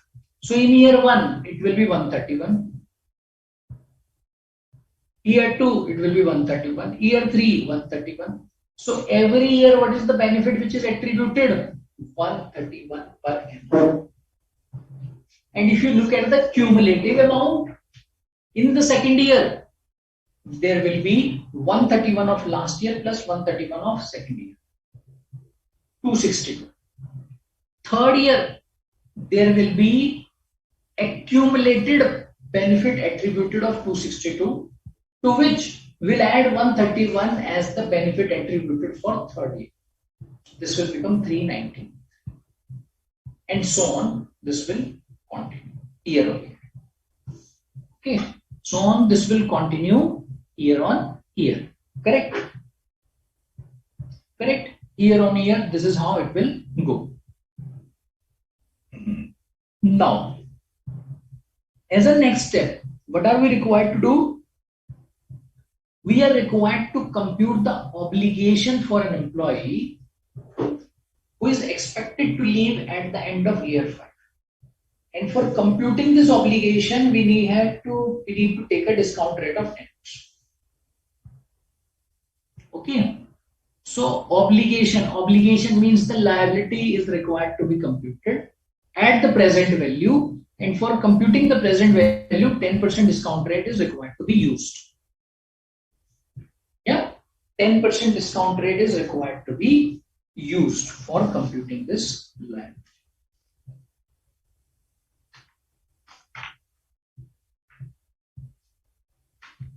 All right. So now, I think we can go to working note first of all. We understand that at the end of 5th year, benefit attributed is 130.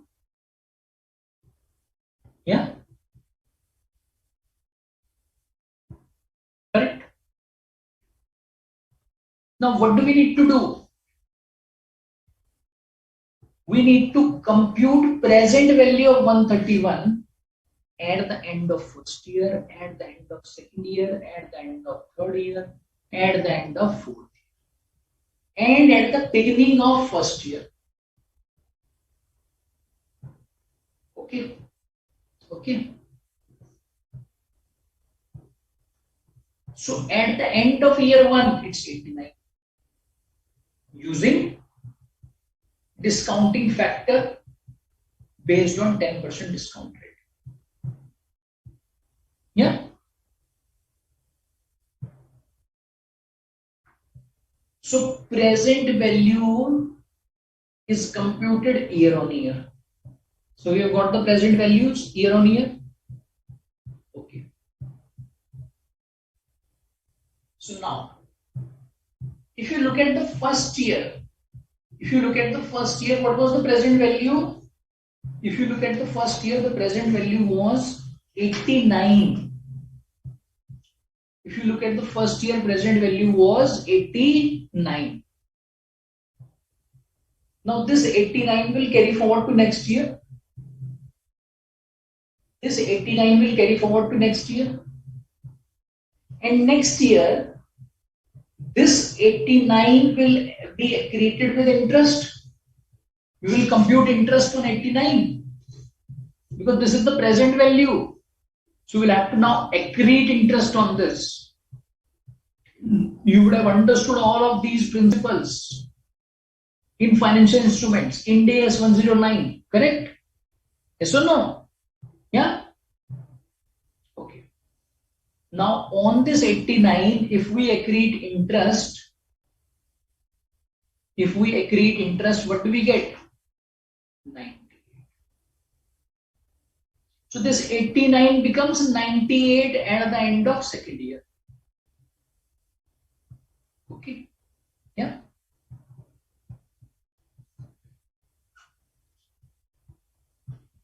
To this 89 accreted with interest of 98.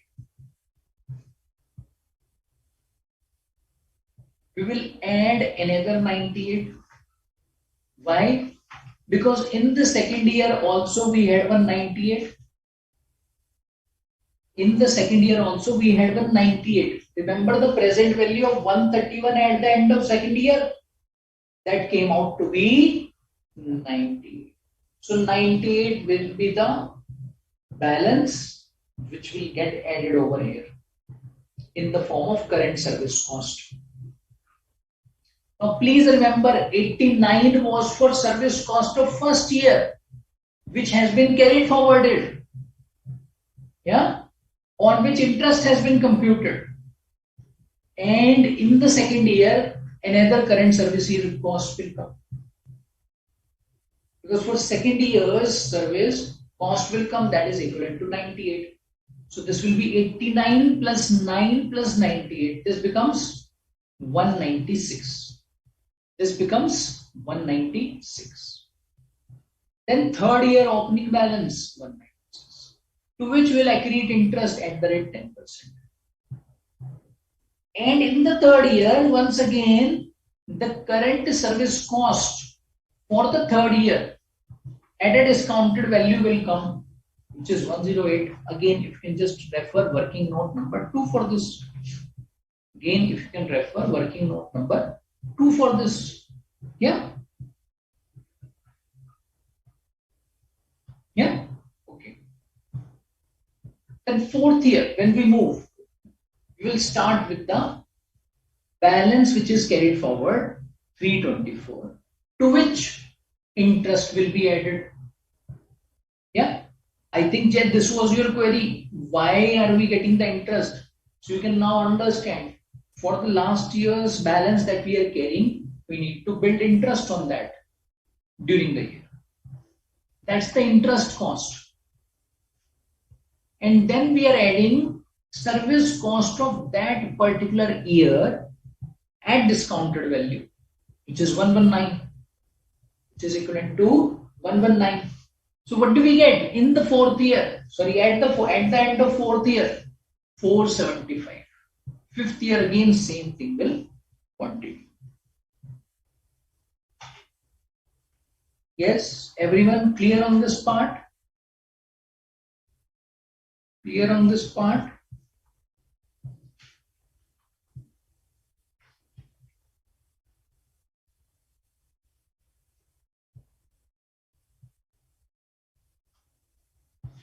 Everyone clear on this part? Yeah? Clear? Clear on this part? Okay, great. See, the idea with the help of this illustration was to give you some clarity about various components of this defined benefit plans cost has been discussed. Okay, so now we can pick up one example. Okay, yes, let's go to this example. Let's go to this example. Okay.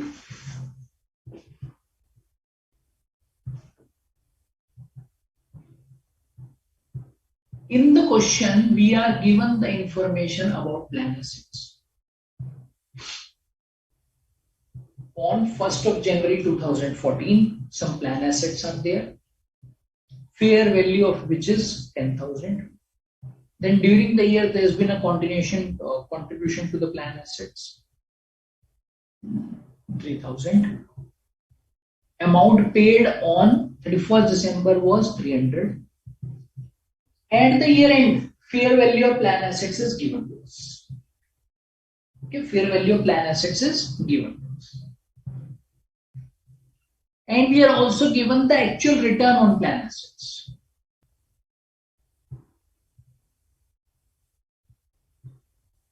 Yeah, actual return on plan assets. Then the information about defined benefit obligation is available. So this entity has got an asset and of course liability is there. Now, as regards this liability, present value of opening balance of liability is 12,000. Present value of closing balance of liability is 15,500. Actual losses on the obligation during the year were 100. Current service cost 2,500. Benefits paid 300. Then the discount rate used to calculate defined benefit liability means to compute its present value is also made available. So it's 10%. Okay. Now, in this question, we are now trying to compute actual gain or loss. So let's see how do we compute actual gain or loss. Defined benefit plan defined benefit liability and fair value of asset at the beginning are available. At the beginning, liability is 12,000, asset is 10,000. So 12, 10, 2 is the net liability at the beginning of the year, correct? At the beginning of the year, correct? Now, on this net liability during the year, what will happen? Interest will be accreted. We are saying net because if we take interest on gross, then of course the net interest cost will have to be taken. So 200 will be the net interest expense during the year. Yeah? Okay. Now, during the year, actual return on plan assets has been 2,000. Actual return on plan assets has been 2,000. If we take the plan value of 10,000 opening balance and we compute interest on this at 10%, which is the discount rate available to us. So, going by the opening balance, return on plan asset. What is return on plan asset? Interest income. This should have been 1000. Actually, the return is coming out to 2000. So why is this 1000 coming? This is because of the change in valuation of plan asset. Okay, change in valuation of plan asset. Now, this remeasurement of plan asset, which is equivalent to 1000, net of interest cost. How do we get the interest cost? Sorry, net of this actuarial loss on the obligation.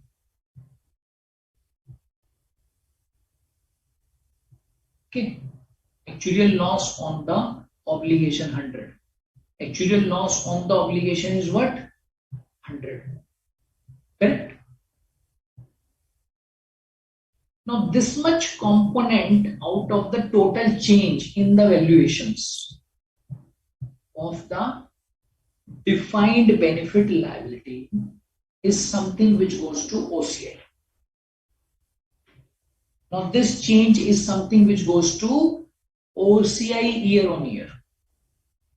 Okay, clear on this part as to what will go to OCI and what will not go to OCI. Clear? I'm just hoping you are clear on this.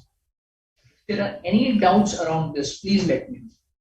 Because this is interesting concept and a bit tricky also. So that's why I want if you can just look at it carefully and confirm. Any questions, any doubts that you may have, just keep asking me now.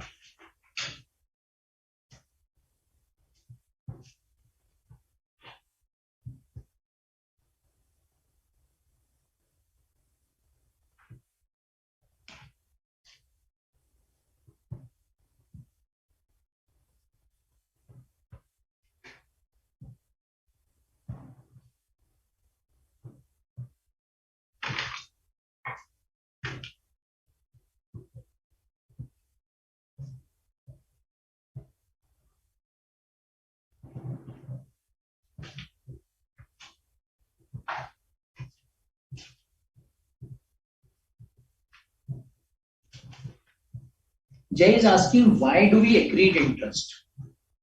See, Jay, interest is accreted because it's something which we do in case of amortization. If you go back to your understanding of Ind AS 109, I'm hoping that Ind AS 109 is all covered. And in fact, I remember, I think you confirmed that yes, it's covered. See, all of these liabilities that you record on present value, what will happen to them? Will they continue to remain at present value year on year? The answer is yes.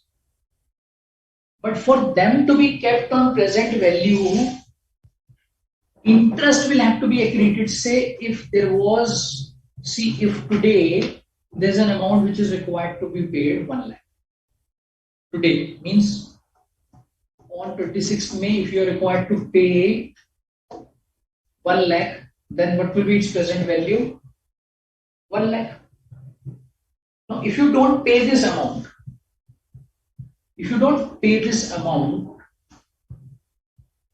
say for next 1 year, okay. So, do you think it will continue to remain at 1 lakh? No. Interest will be charged on this. Yes or no? Because time value concept will have to be applied, time value of money.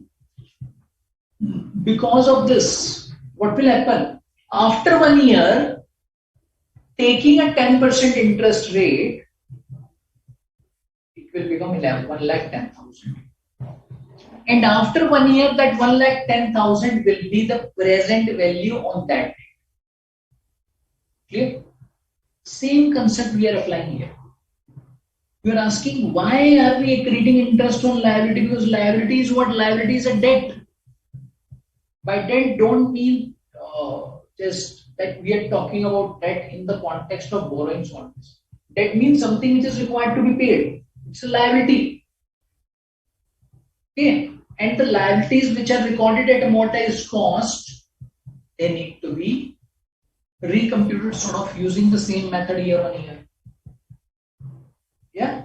Remember the amortized cost method under Ind AS 109? Okay. Same concept we are using here. Yeah. Fine. Clear? Clear on this part? Okay, great. So now what we can do is we can pick up one illustration on page 9.77. If you can go to page 9.77. Okay. Yeah. Illustration number 9.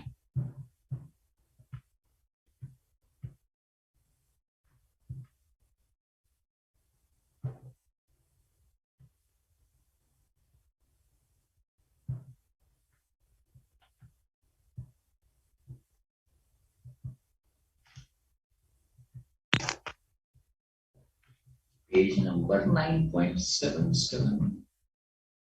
Illustration number 9. Yeah. I would suggest if you can solve this, and in fact you can start solving this on your own, and then I'll also go to the solution. But in the meantime, I'll just read this question for you. I'll read this question for you and then I'll go to the solution. Okay.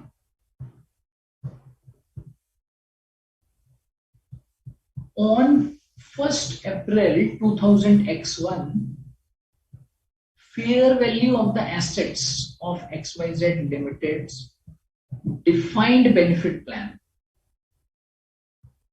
And this information is available to us in the question.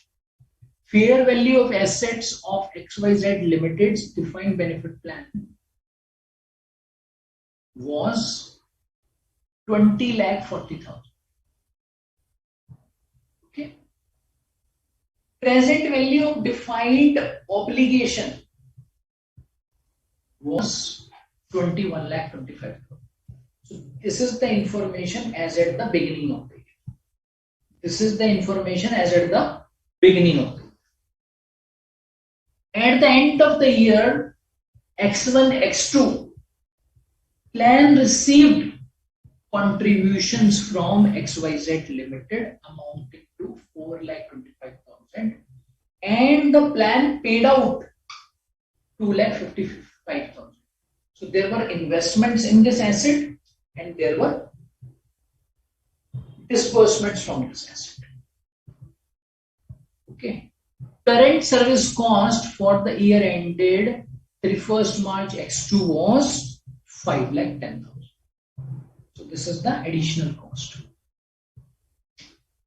An interest rate of 5% is to be applied to the plan assets and the obligations.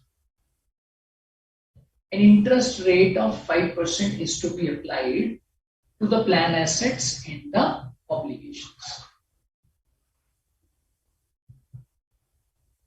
Okay. Fair value of plan assets at 31st March X2 was 23,80,000. Fair value of plan assets as at 31st March X2 was 23,80,000. Means the closing balance of plan assets fair value. And the present value of defined benefit obligation means the closing balance of obligation was also 2720. So the opening balances of plan assets fair value and the opening and closing balances of fair value of plan assets and present value of defined benefit obligations are given to us. You are required to provide a reconciliation from opening balance to closing balance for plan assets and defined benefit application. Also show how much amount should be recognized in the statement of P&L, other comprehensive income, and the balance sheet. I think this is fairly simple for you to do. So quickly, if you can get on with the solution, I'll wait for a couple of minutes for you to start. In case you have started, you can start sharing your solutions, your answers, and then I'll also come to the solution. Quickly, if you can get started with this, quickly, I'll come to this point once you are done.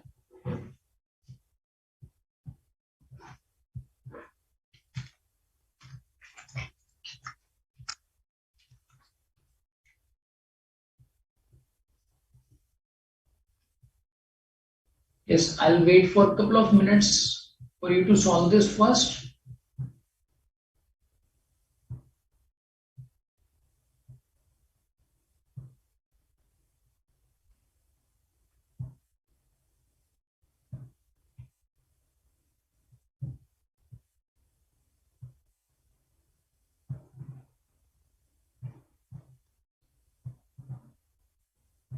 I'm hoping you have started solving this now. You're just required to bring in the movement. Start with the opening balance, then bring in the components, and then of course closing balance should match with the closing balance which is given in the question. That's it. Only the reconciliation is required to be brought out. That's it.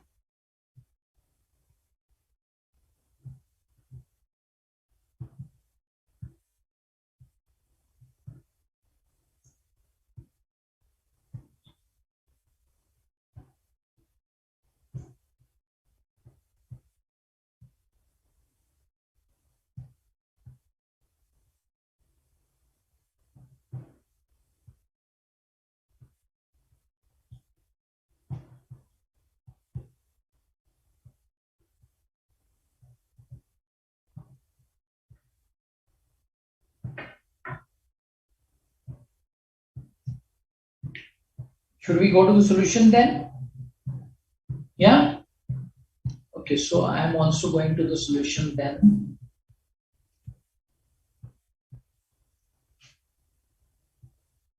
So in the question, we are required to give the reconciliation.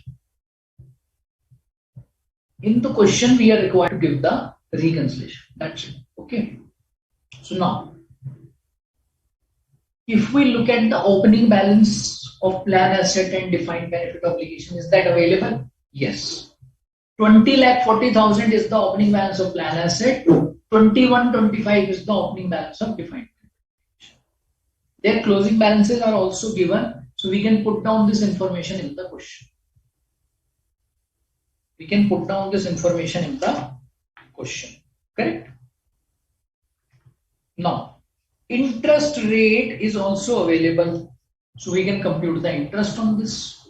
So let me just solve this on an Excel spreadsheet. I think that should give you some more clarity instead of putting this on PDF.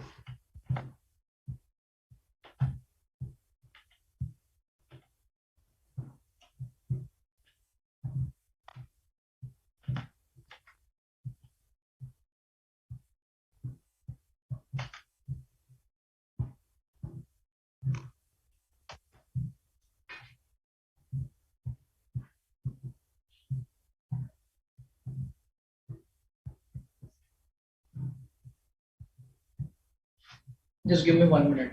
Let me just.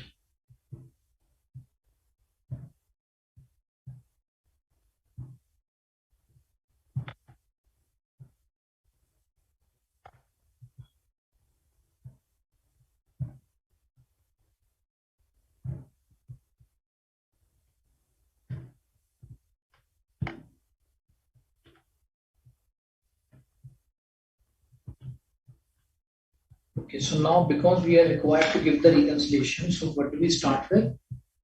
So it's the reconciliation we are required.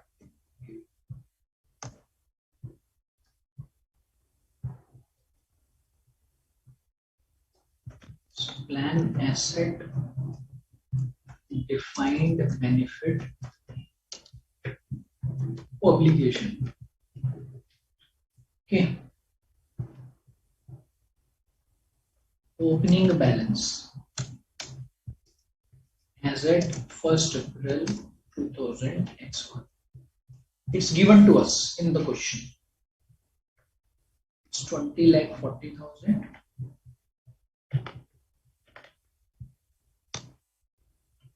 And for defined benefit obligation, it is 21,25,000.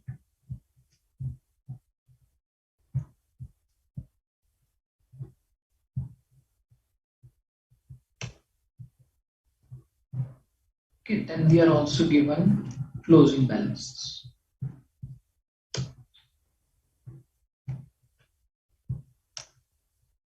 Closing balance as at 31st March 2000 X2 is given.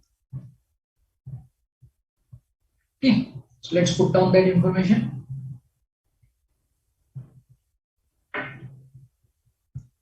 It's 23,80,000 and 27,20,000. So these two are also available.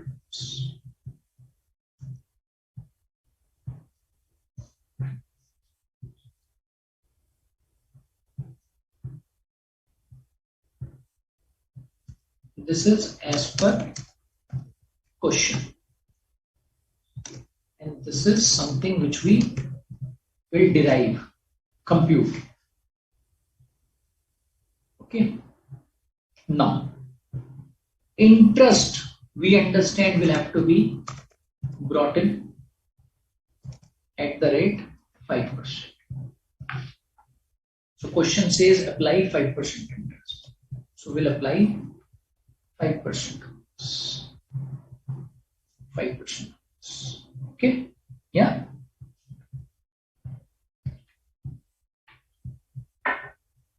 Then we are given current service cost.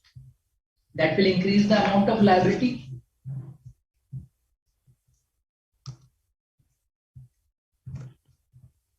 Current service cost 5,10,000. Yeah.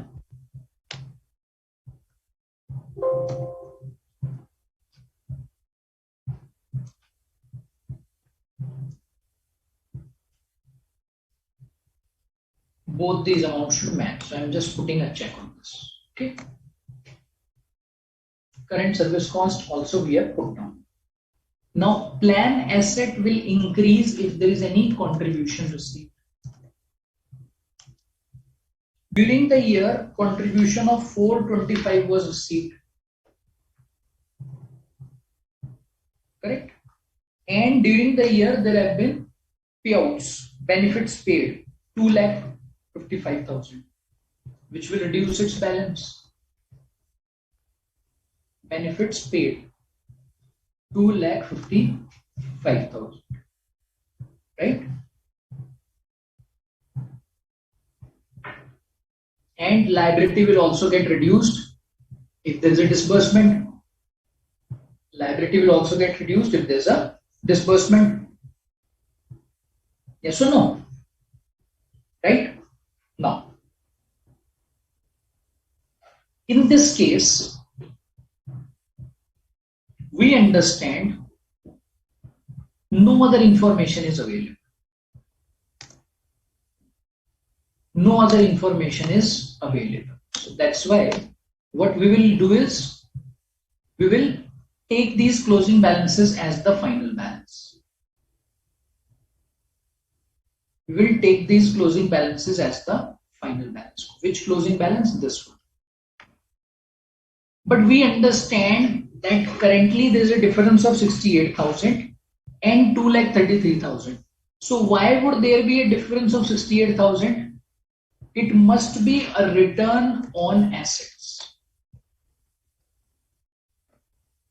There must be a return on plan assets in the form of gain, which should be 68,000. So we'll bring it over here. So this will be the balancing figure. This will be the balancing figure. So we'll just include that. Yeah. Or you can say this is something which has been derived by us. This is something which has been derived. Similarly, if you look at liability, there must have been an actuarial loss. Why are we saying this? Because actuarial loss will increase the liability. 2,33,750. So these two are the balancing figures which were required to be in a way computed by us, which we have done now. So we have done that now. Clear? And this is something which is nothing but the movement. So what do you mean by movement? What do you mean by reconciliation? You start with the opening balance. You bring in all the additions, subtractions which are required to be done so that you reach up to the closing balance. In the given question, closing balance is given to us. So do we need to compute closing balance? No. But yes, some information in between was missing which we have computed. Clear? Simple one? Yeah? Simple one? Easy? Yes or no? I would say in this standard, in this chapter,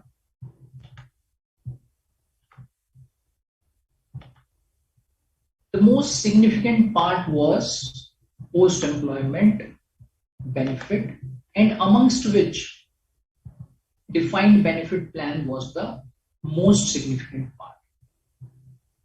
I'll now move on to other long-term employee benefit. The third category. Remember? Yeah. This will now become very, very easy for you to understand. Why? Because we have covered post-employment benefits. Now, what are these benefits? These are the benefits which are other than termination benefits and other than post-employment benefits, and which are not going to be settled, which will not become due in the next 12 months from the balance sheet date. Means from the balance sheet date, another 12 months will be the period over which short-term employee benefits will arise. And after that period, if there is any liability which arises, what is that for? Other long-term employee benefits.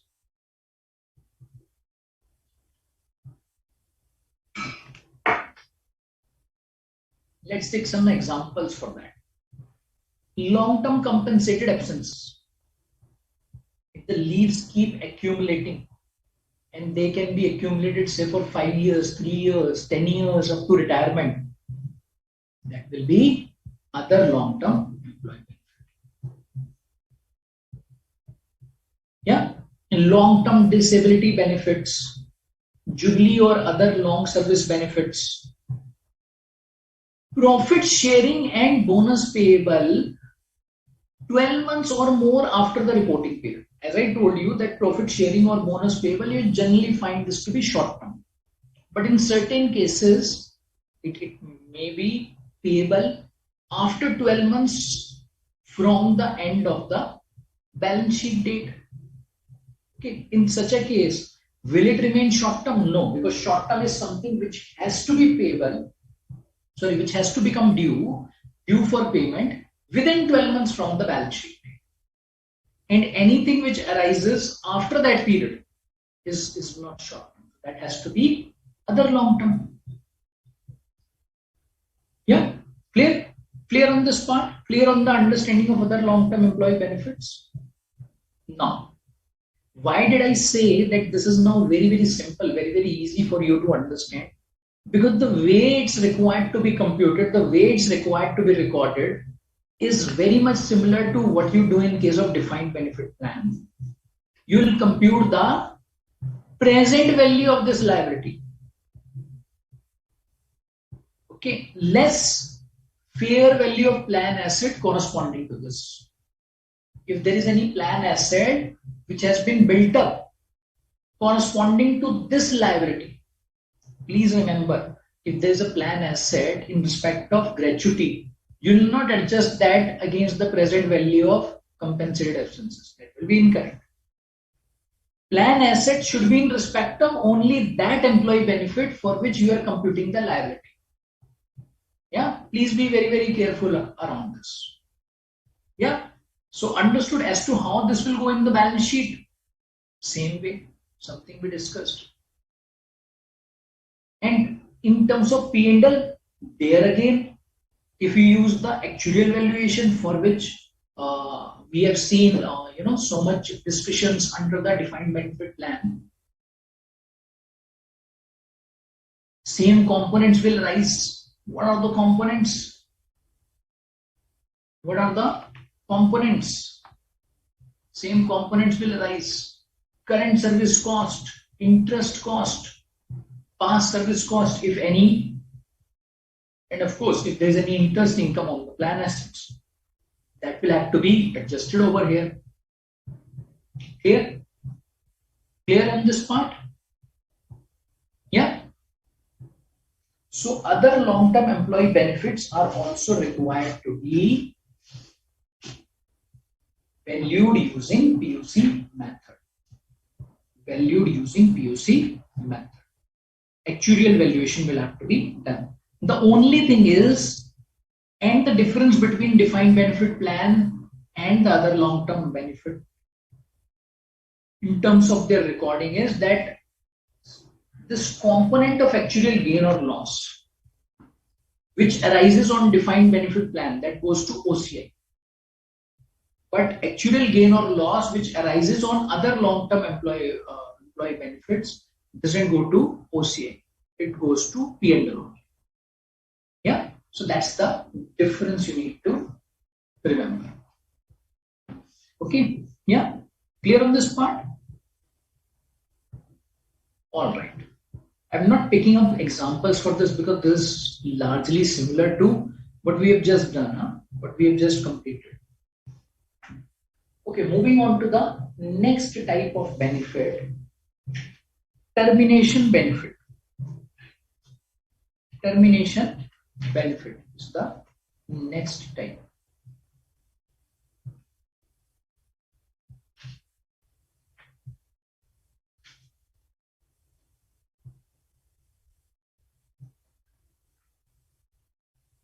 Okay, so now what is a termination benefit?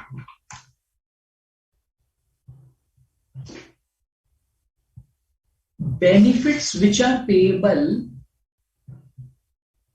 either when the entity decides to terminate an employee before retirement of the employee, or employee decides to go in for voluntary retirement.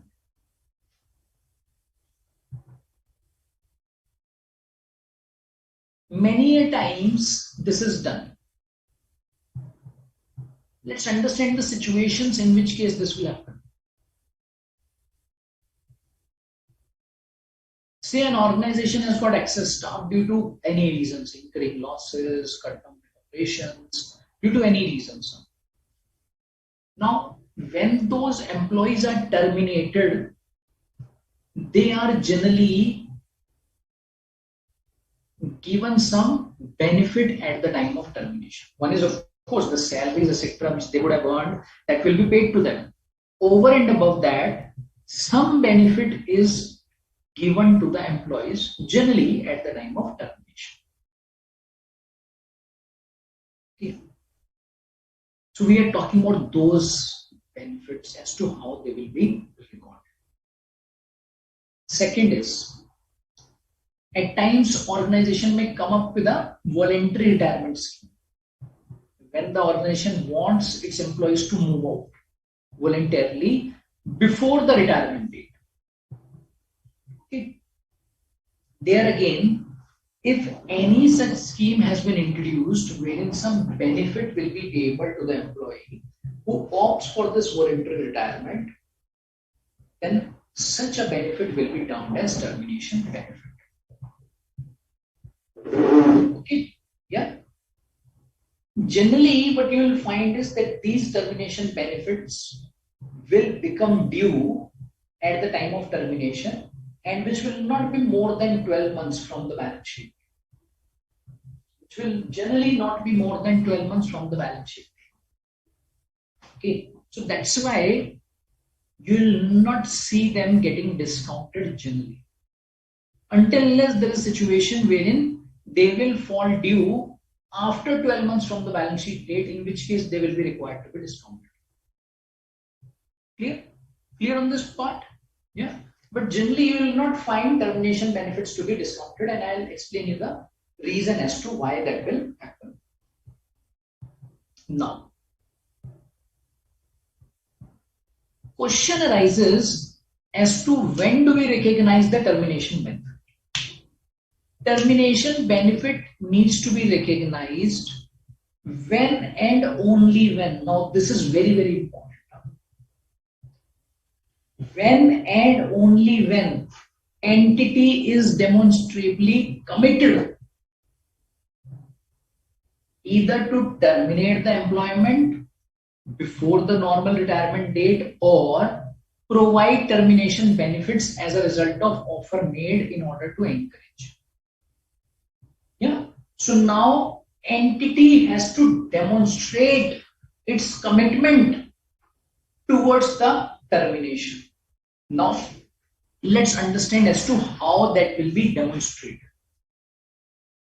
For this, entity should have a detailed formal plan for termination, for which possibility of withdrawal should not be there.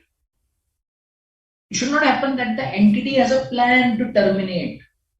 It's also formal plan. Formal plan means approved by the board of directors, approved internally. Yeah, so it's not something which is a scheme. This has also been discussed, agreed, approved internally. Okay, and this is something which will generally not be withdrawn. Now this detailed plan should capture location, function, number of employees who will be terminated. So let's suppose entity has got 3 plants.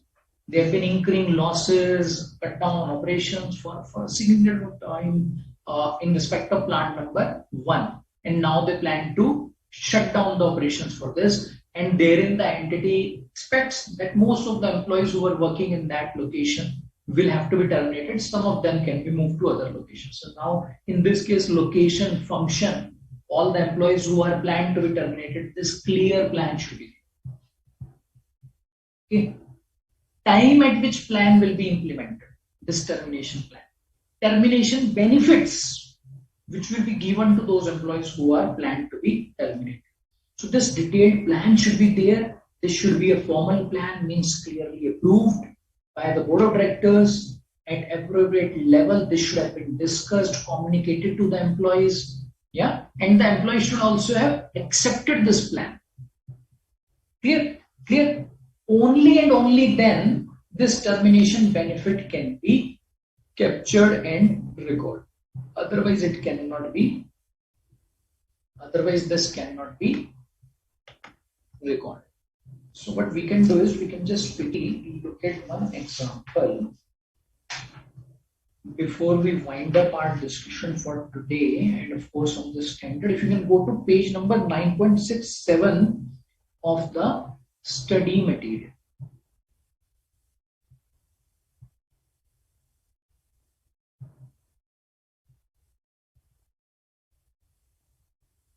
You can go to page number 9.67 of the study material, please.